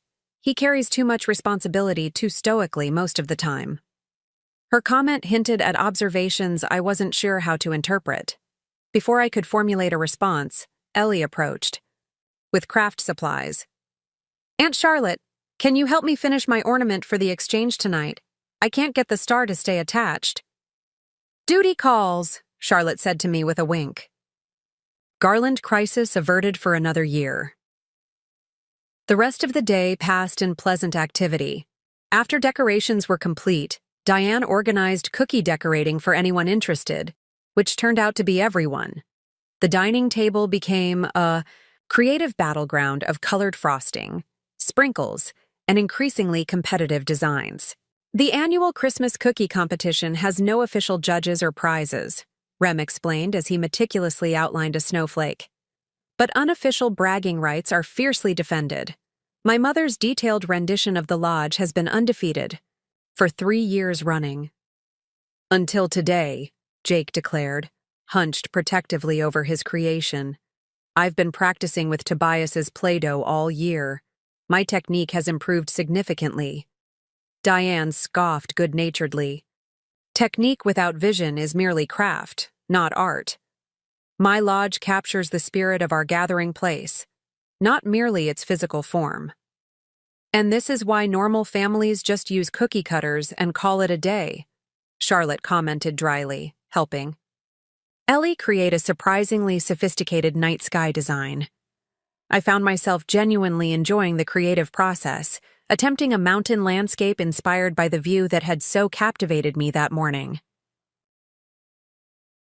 The activity was reminiscent of childhood pleasures long forgotten, the simple joy of creating without concern for perfection, of participating in something both individual and communal. As afternoon transitioned to evening, preparations began, for what Diane described as the casual feast before tomorrow's formal feast. Everyone contributed according to apparent tradition. Robert prepared mulled wine, Jake and Rem handled the main courses, Charlotte organized appetizers, while Diane created elaborate desserts. The children were responsible for table setting, approaching the task with ceremonial seriousness. "What can I do to help?" I asked, feeling suddenly awkward as the only non-contributor. "First-year guests are exempt from kitchen duty," Diane declared. "Lodge rules. Next year, you'll be assigned your culinary responsibility based on demonstrated skills and family needs." Her casual assumption that I would be part of next year's gathering created a strange flutter in my chest, partly pleasure at being so easily included in future plans, partly uncertainty about what that inclusion might signify regarding my evolving relationship with Rem.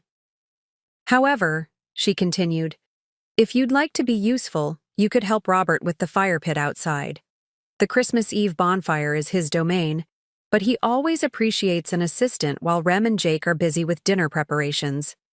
The suggestion offered perfect balance, allowing me to contribute while respecting established traditions.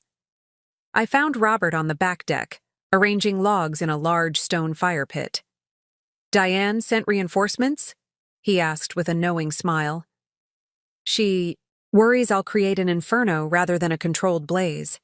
"I offered to help," I explained, pulling on my coat, "though I should admit I have limited fire-building experience." "Excellent. Novices make the best assistants. No bad habits to unlearn?" He handed me smaller pieces of wood. "These go in the center, creating a teepee structure over the kindling." As we worked, Robert explained the bonfire tradition. We each write something we want to release from the past year: a regret, a disappointment, a limiting belief. During the bonfire ceremony, we read it aloud if we choose, then cast it into the flames. Symbolic, obviously, but powerful nonetheless. Should I participate?" I asked, uncertain of my place in this intimate ritual. "Only if it feels right," he assured me.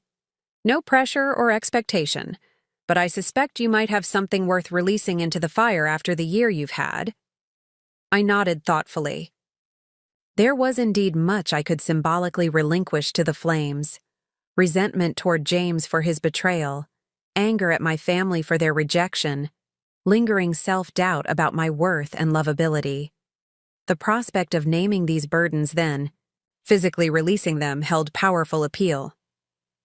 By early evening, the lodge was transformed, holiday lights illuminating both interior and exterior, delicious aromas filling the kitchen, the fire pit prepared for later ceremony. I returned to my room briefly to change for dinner, selecting a simple but elegant sweater dress in deep burgundy. As I applied minimal makeup and arranged my hair, I caught my reflection in the mirror and paused, struck by the difference in my appearance from just weeks earlier. The woman looking back at me seemed more vibrant somehow, with color in her cheeks and brightness in her eyes that had been absent during the divorce proceedings and subsequent family conflict. It wasn't just physical. Something fundamental had shifted in my bearing, a quiet confidence replacing the cringing uncertainty that had characterized recent months. When I descended the stairs, conversations paused briefly as several pairs of eyes turned in my direction. Rem, emerging from the kitchen, stopped mid-sentence, his gaze meeting mine with an intensity that sent unexpected warmth through my body. "You look beautiful," Diane said matter-of-factly, breaking the momentary silence. "That color suits you perfectly." "Thank you," I replied, suddenly self-conscious under the collective attention. "Something smells amazing." "Jake's rosemary lamb," Charlotte explained, his one culinary accomplishment, but it's legitimately exceptional. Dinner was served family-style at the long table, now set with candles and evergreen centerpieces. The meal was indeed exceptional. Tender lamb, roasted vegetables, freshly baked bread, and several side dishes that complemented the main course perfectly. Conversation flowed easily, punctuated by laughter and occasional good-natured disagreements. "Before dessert," Robert announced as the main course concluded, "we have the Christmas Eve gift exchange. One gift each, following the established protocol." The established protocol turned out to involve each person receiving a single gift, specifically selected to reflect a passion, interest, or meaningful experience from the past year. The children went first, their excitement barely contained, as they presented carefully wrapped packages to designated recipients. Tobias gave his father a book about extreme mountaineering with specific pages marked featuring climbs he thought Jake should attempt. Ellie presented Charlotte with handmade earrings created from tiny star charts laminated in resin. The adults exchanged equally thoughtful items, Diane receiving a first-edition psychology text she'd long admired from Robert, Jake giving Rem a vintage architectural drawing of the lodge's original design. I watched with growing admiration for the care, evident in each selection. These weren't expensive or ostentatious gifts, but rather tangible expressions of attention and understanding, proof that the givers had truly seen the recipients and honored their individual journeys. "Sarah," Diane said, extending a small package toward me. From all of us, though Rem did the actual selecting. Surprised and touched, I accepted the beautifully wrapped gift. "I wasn't expecting anything. This is so kind." "You can't participate in an Archer family Christmas without receiving an evening gift," Robert explained. "It's tradition, and we're nothing if not slaves to tradition around here." With careful fingers, I unwrapped the package to reveal a small velvet box. Inside nestled a delicate silver ornament in the shape of a door, slightly ajar with light spilling through the opening.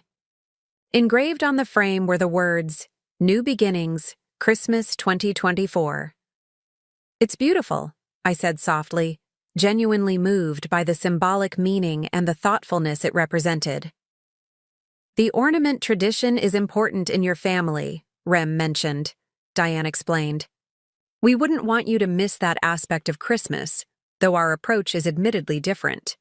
Different indeed. Where Mitchell family ornaments were selected to showcase achievements or reinforce family image, this gift acknowledged my actual journey, the painful endings and hopeful beginnings that had characterized my year. It honored the truth of my experience rather than any carefully curated version of it. "Thank you," I said, looking around the table but allowing my gaze to linger on Rem. "This means more than I can adequately express."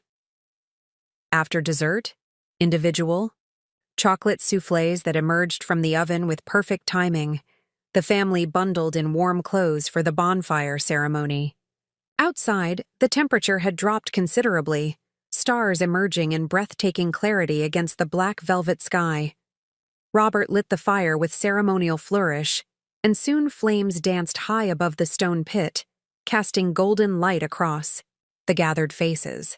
Small pieces of paper and pencils were distributed. "Write whatever you wish to release from this past year," Diane instructed. "Take your time. There's no rush." I stared at the blank paper, considering what to inscribe. So many possibilities crowded my mind. Specific resentments, particular fears, individual regrets. But as the fire crackled and the others wrote thoughtfully around me, I realized there was one core burden that encompassed all others. In careful letters, I wrote, I release the belief that I must earn love through performance or perfection. My worth is inherent, not achieved. One by one, family members stepped forward to share their releases. Jake relinquished fear of professional stagnation. Charlotte released resentment about a family conflict with her parents. Diane surrendered, worry about aging.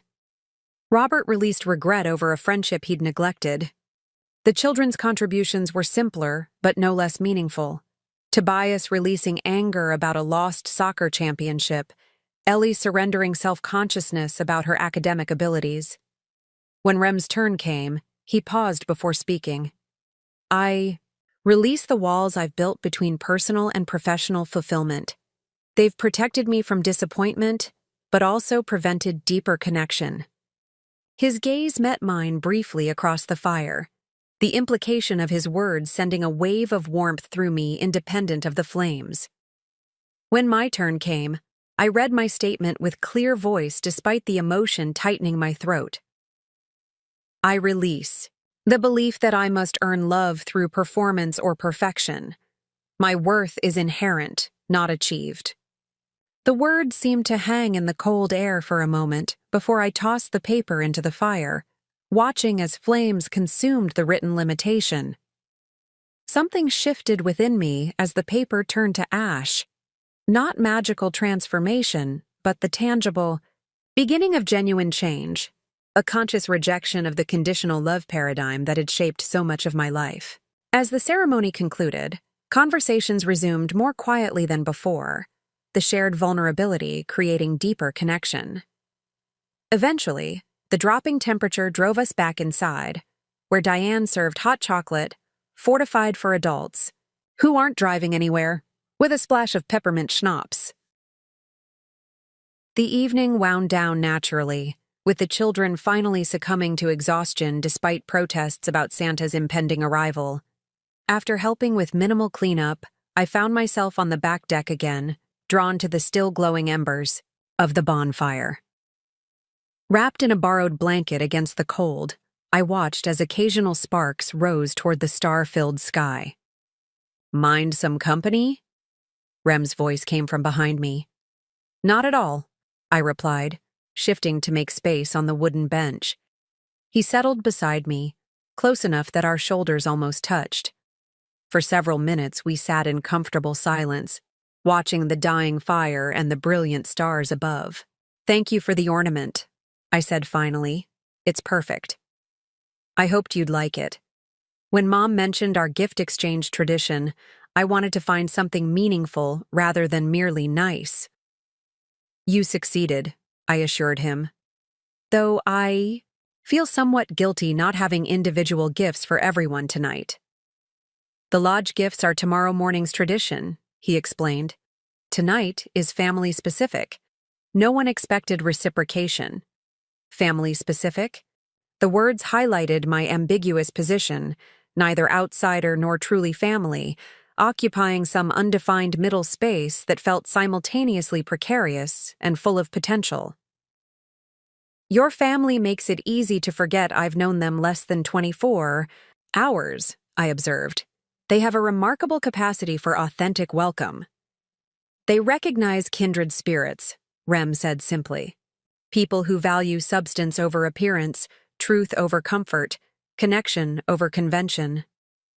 Is that how you see me? I asked, surprised by my own directness. He turned slightly to face me, expression serious in the faint light from the dying fire. It's how I've always seen you, Sarah.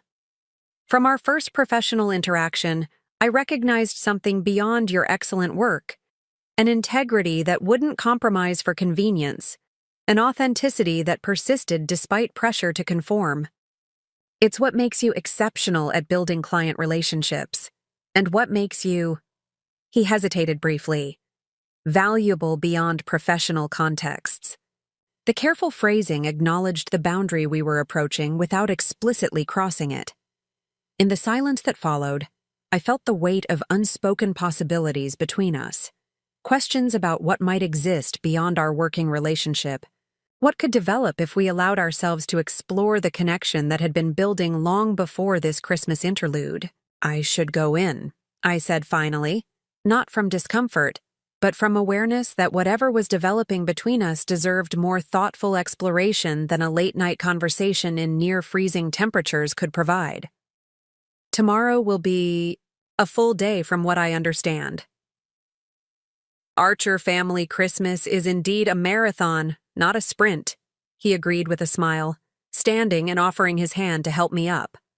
I accepted both his assistance and the momentary contact it provided, my gloved hand fitting naturally in his larger one. As we walked back toward the lodge, our shoulders occasionally brushing, I felt a sense of rightness that transcended the holiday setting or the extraordinary circumstances that had brought me here.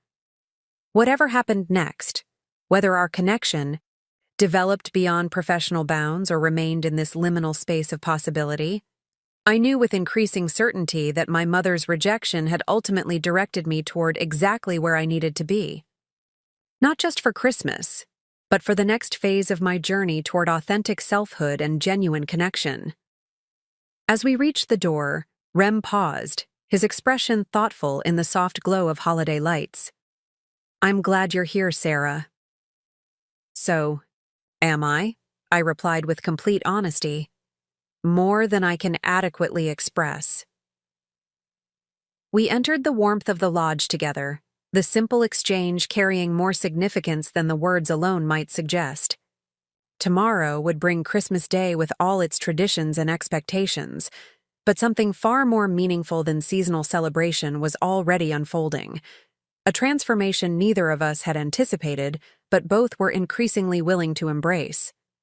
Christmas morning at Archer Lodge began with the gentle sound of snow falling against my window.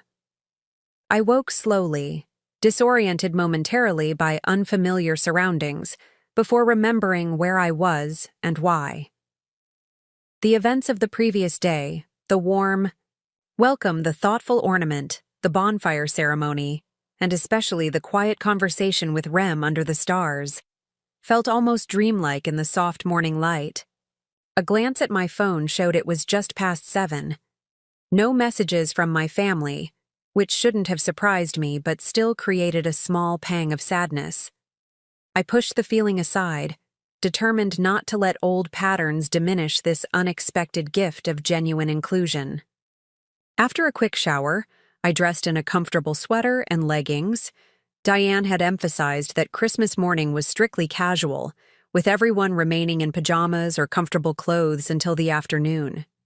The silver door ornament caught my eye as I was leaving the room, and on impulse, I tucked it into my pocket, finding comfort in its symbolic weight. The main floor was quiet when I descended the stairs, though the scent of fresh coffee indicated someone was already awake. In the kitchen, I found Diane wearing the same Santa hat from yesterday, albeit now paired with flannel pajamas and a plush robe. "Merry Christmas, Sarah," she greeted warmly. "You're the second one up. Rem's in the conservatory with coffee. He's always been an early riser, even as a child.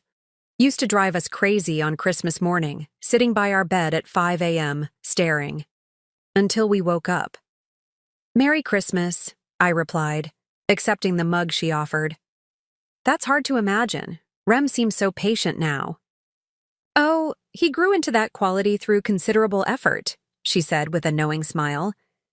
"Beneath that composed exterior still beats the heart of an impatient boy who wants everything to happen on his timetable. He's just learned to channel it productively." She gave me a gentle nudge toward the doorway. "Go join him. I've got breakfast preparations to oversee, and he's terrible at helping in the kitchen anyway."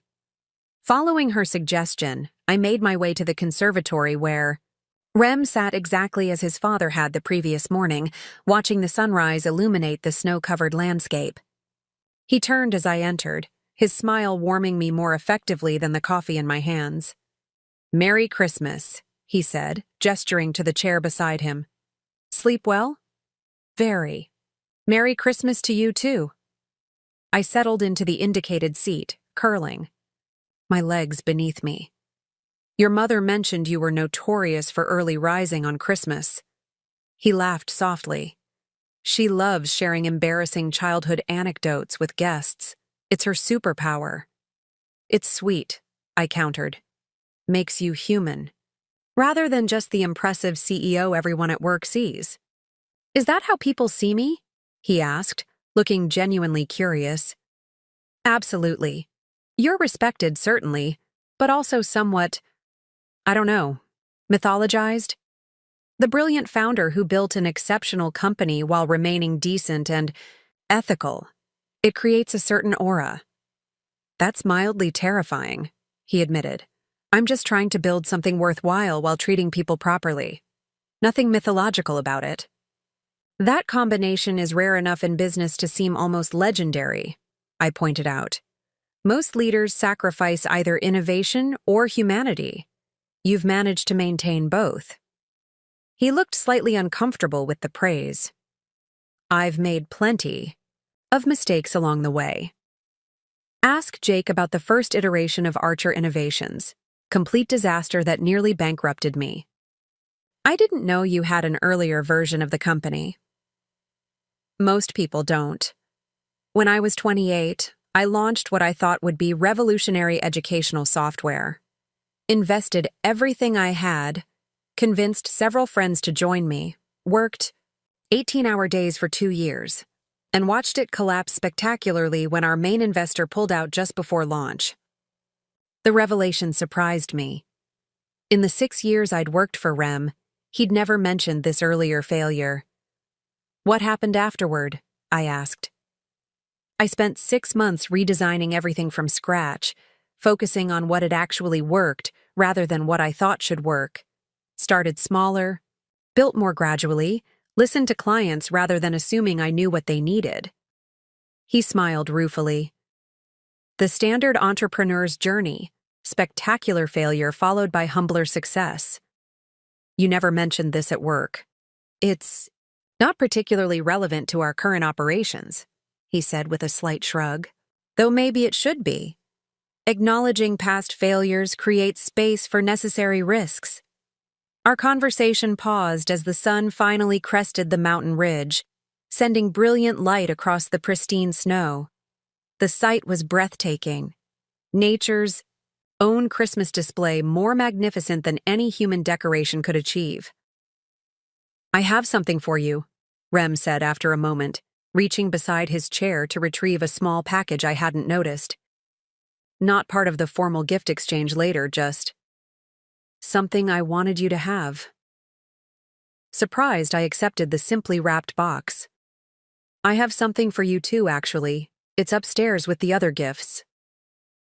This isn't a reciprocal expectation, he clarified. Just open it.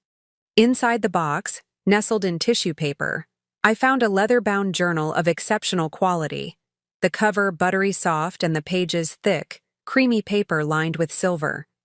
A silver pen was attached to the spine with a delicate chain. I noticed, you've been writing more since. He hesitated, then continued. Recent events. Thought you might appreciate a dedicated space for that practice. The pen is refillable, designed to last decades with proper care. The thoughtfulness of the gift touched me deeply. He had noticed my renewed journaling habit, something I hadn't explicitly mentioned to anyone, and responded with a gift that honored both the practice and its longevity. Not a temporary distraction from pain, but a tool for ongoing growth and reflection.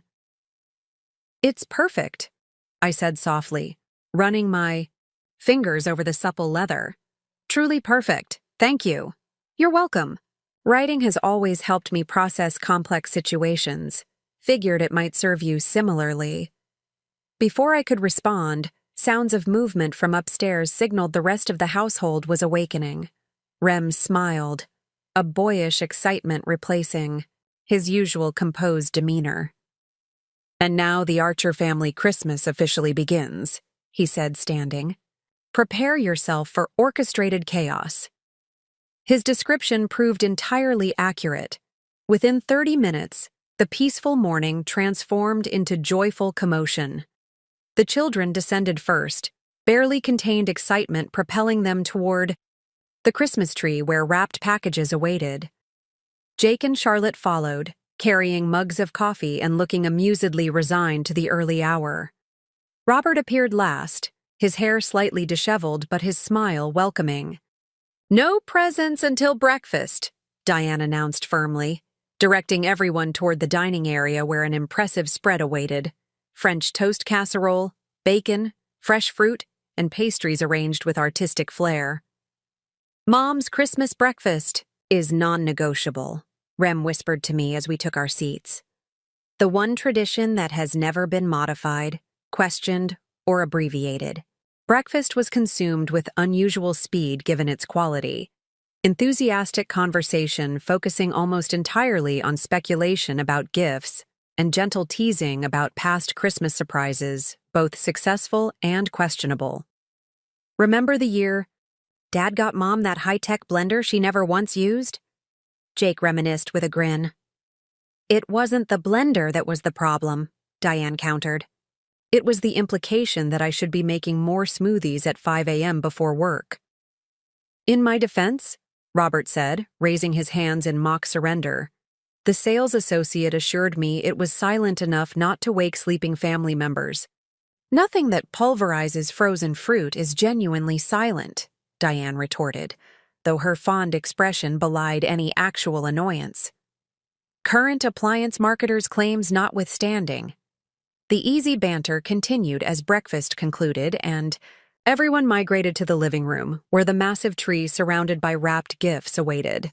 Unlike the regimented gift opening of my childhood home, where packages were distributed and opened one at a time with appropriate exclamations of gratitude, regardless of actual enthusiasm, the Archer approach appeared delightfully organic.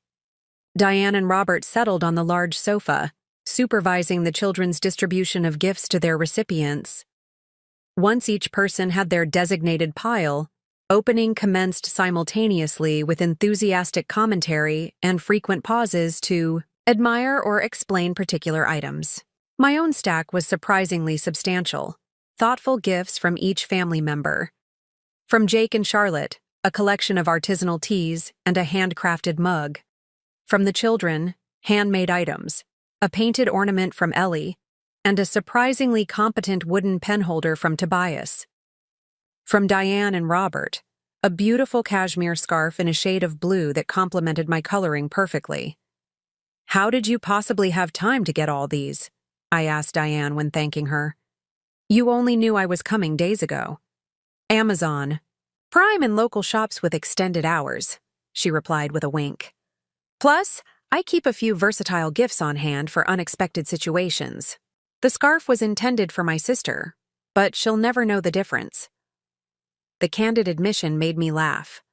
A Mitchell would have sooner died than admit a gift hadn't been specifically selected weeks in advance for its recipient, regardless of reality. When present opening concluded, the living room resembled a festive disaster zone. Discarded wrapping paper, empty boxes, and new acquisitions covering every surface.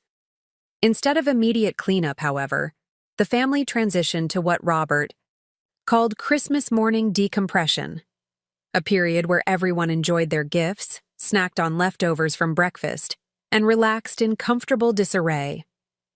I found myself on a window seat, admiring my new journal while watching occasional snowflakes drift past the glass.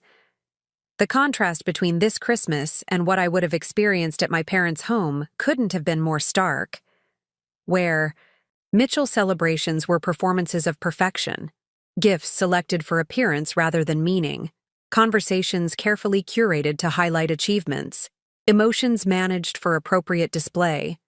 The Archer gathering embraced authentic experience in all its messy, joyful reality. "Penny for your thoughts," Rem said, joining me with 2 mugs of hot chocolate.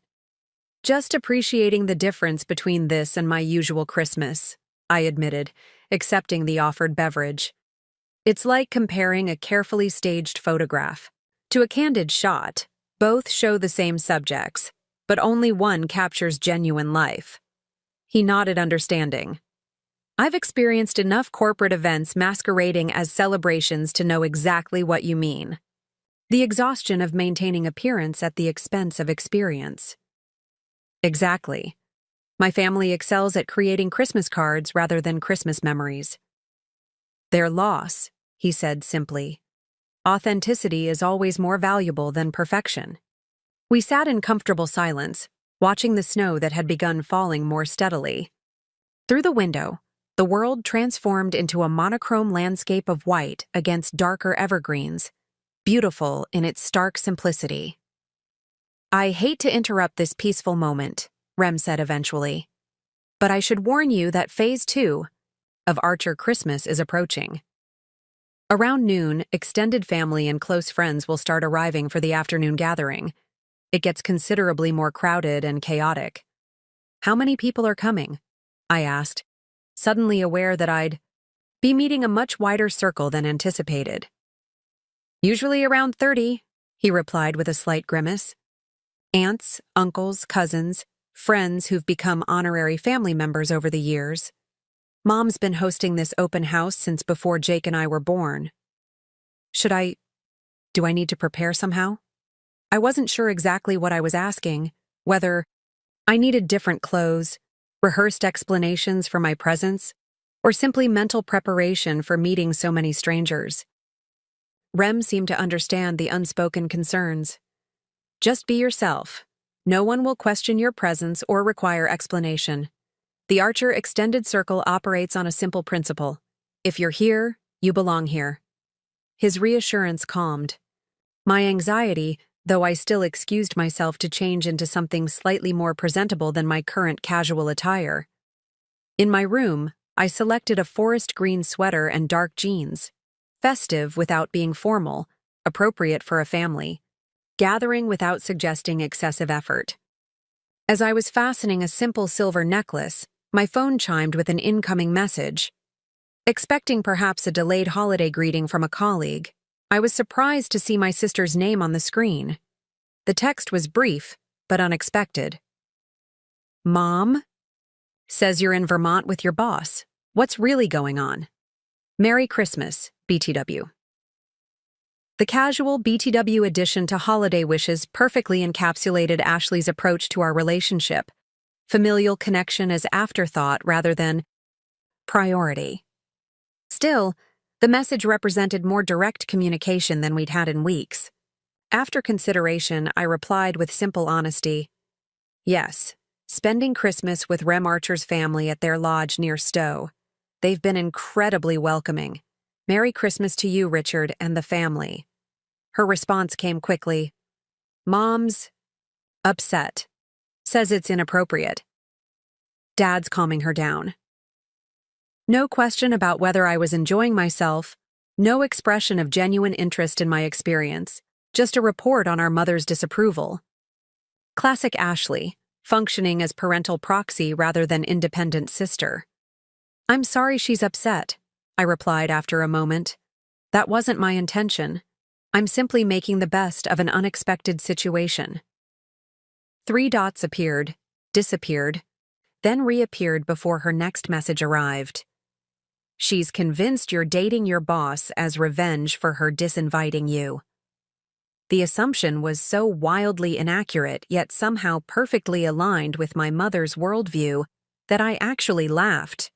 Aloud, of course she would interpret my acceptance of genuine kindness as calculated retaliation.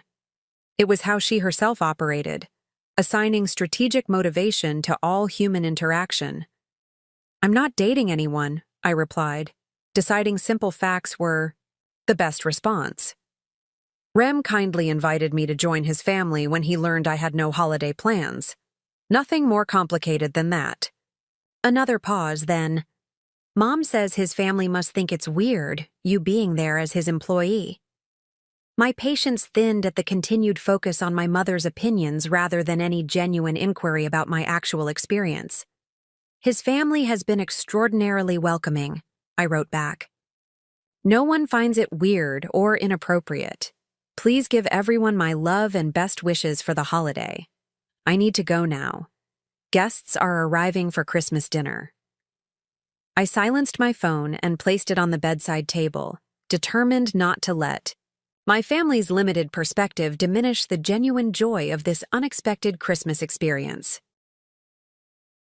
Whatever narrative my mother constructed about my absence was her creation, not my responsibility. When I returned downstairs, the transformation was already underway. Diane directed a small army of family members in preparation for the incoming guests. Additional chairs appeared from storage, serving tables were arranged with holiday linens, and platters of appetizers materialized from the kitchen. The entire operation proceeded with the efficient choreography of long practice, everyone seeming to know their assigned responsibilities without explicit direction. "Sarah," Diane called when she spotted me. "Perfect timing. Would you mind helping Charlotte with the beverage station? She's setting up in the sunroom." The simple inclusion in preparations, being assigned a task rather than treated as a guest to be served, reinforced my growing sense of belonging. In the sunroom, Charlotte was arranging an impressive selection of wines, spirits, and non-alcoholic options on a large table. "Reinforcements, excellent," she said as I approached. "Can you manage the ice buckets? We need 4, 2 for white wine, 1 for champagne, and 1 for the non-alcoholic sparkling cider." For the next hour, I worked alongside the Archers as they prepared for their extended gathering, feeling increasingly integrated into their holiday rhythm. By the time the first guests arrived, Robert's sister and her husband, followed quickly by longtime friends from Diane's psychology practice, the lodge was ready for celebration, transformed from intimate family space to welcoming community gathering. What struck me most as additional guests arrived was the genuine warmth of each interaction. Unlike the polite social choreography of Mitchell gatherings, where conversations followed predictable patterns of achievement reporting and appropriate inquiries, the Archer extended circle engaged with authentic interest and palpable affection. People genuinely wanted to hear each other's stories, celebrated real accomplishments without competitive undertones, and shared difficulties without shame or minimization. Several times throughout the afternoon, I found myself drawn into conversations with Rem's extended family or friends, introduced simply as Sarah, joining us from Boston, without elaborate explanation of my connection. No one questioned my presence, or seemed to find it unusual. I was simply accepted as part of the gathering, my contributions to conversations valued without qualification. "You seem to be holding up well under the Archer extended family onslaught," Rem commented, finding me near the fireplace after I'd been engaged in lengthy conversation with his aunt about her work in international education. "It's wonderful, actually," I replied honestly. "Everyone is so genuinely interested in actual exchange rather than social performance. Family legend claims my great-grandmother established the standard by throwing a fancy dessert at a particularly pretentious dinner guest," he said with a grin, supposedly declared that life was too short for false pleasantries and banned empty social niceties from Archer gatherings thereafter. "Effective strategy," I laughed. My great-grandmother was more likely to grade social interactions on deportment and proper conversational progression. "Hence your exceptional professional poise," he observed. "Though I've always appreciated when glimpses of the real Sarah break through that polished exterior." The comment caught me off guard, both the fact that he'd noticed my carefully constructed, professional demeanor and that he valued the authentic self beneath it. Before I could formulate a response, we were interrupted by the arrival of an older couple who greeted Rem with enthusiastic embrace. "Sarah, these are my godparents, Eleanor and Thomas Wilson," Rem explained after initial greetings. "They've been family friends since before I was born. Practically raised this one when Diane and Robert were figuring out their relationship. Troubles," Eleanor said, patting Rem's cheek affectionately. "He spent nearly a year with us during their separation." "Best year of my childhood," Rem replied with obvious affection. "First introduction to architectural drawing in Tom's studio. And to proper financial management," Thomas added with mock severity. "The allowance negotiations of 1996 remain legendary in our household." As they continued reminiscing, I observed the easy comfort between them, the genuine connection that transcended biological relationship. Another contrast to my family experience, where non-relatives were kept at careful distance, never fully integrated into intimate family circles. Regardless of relationship longevity, the afternoon progressed with more arrivals, more conversations, more sharing of food and drink and stories. At some point, someone began playing the piano in the corner of the living room, and impromptu carol singing emerged, not the rehearsed performances of my childhood Christmas gatherings, but enthusiastic if occasionally off-key renditions with much laughter at forgotten lyrics and missed high notes. Standing slightly apart, watching this joyful community celebration, I felt a complex mix of emotions: gratitude for being included, appreciation for these people who embodied genuine connection, and a touch of sadness for the years spent in environments where appearance consistently trumped authenticity. Yet the sadness wasn't debilitating or bitter. Rather, it carried the sweetness of recognition, of finally understanding what genuine belonging felt like by experiencing its actual presence. "Penny for your thoughts," Diane said, appearing beside me with a glass of wine. "You look contemplative." "Just appreciating all this," I replied, gesturing toward the gathering. "It's special, what you've created here." She smiled, her eyes crinkling at the corners. Community is the most worthwhile human project. Not achievement or acquisition or influence, just genuine connection between people who see and value each other as they actually are. "You make it seem so simple," I observed. "My family makes it feel impossibly complex." "Oh, it's not simple at all," she corrected. "Creating space for authentic connection requires constant intention and frequent forgiveness. We fail at it regularly, hold grudges occasionally, miss opportunities for genuine presence, but we keep trying because nothing else matters quite as much in the end." Her words resonated deeply, articulating something I'd felt increasingly over recent weeks: that genuine connection, even with its messiness and vulnerability, was infinitely more valuable than the perfect-appearing but emotionally hollow interactions that had characterized so much of my life. "Rem mentioned your professional background is psychology," I said. "It shows in your wisdom about human relationships." Diane laughed softly. "Less my professional training and more my personal failures, honestly. Nothing teaches relationship. Wisdom quite like nearly destroying your marriage through stubborn pride and poor communication." She patted my arm gently. "But that's a story for another time. For now, just enjoy the celebration. You belong here, Sarah. Not as Rem's colleague or our guest, but as yourself. A person of value entirely independent of role or relationship." With those words, she moved back into the gathering, leaving me with a sense of acceptance more profound than any I'd experienced in recent memory, perhaps ever. Not belonging based on achievement or conformity or family connection, but simply because my authentic presence was deemed inherently valuable. As evening approached, the gathering began to shift. Some guests departed with warm embraces and promises of future connections. Others settled into comfortable conversation groups, the energy transitioning from festive celebration to relaxed companionship. In the kitchen, preparations for evening dinner began. A less formal affair than lunch had been, focused on comfort foods and easily served options.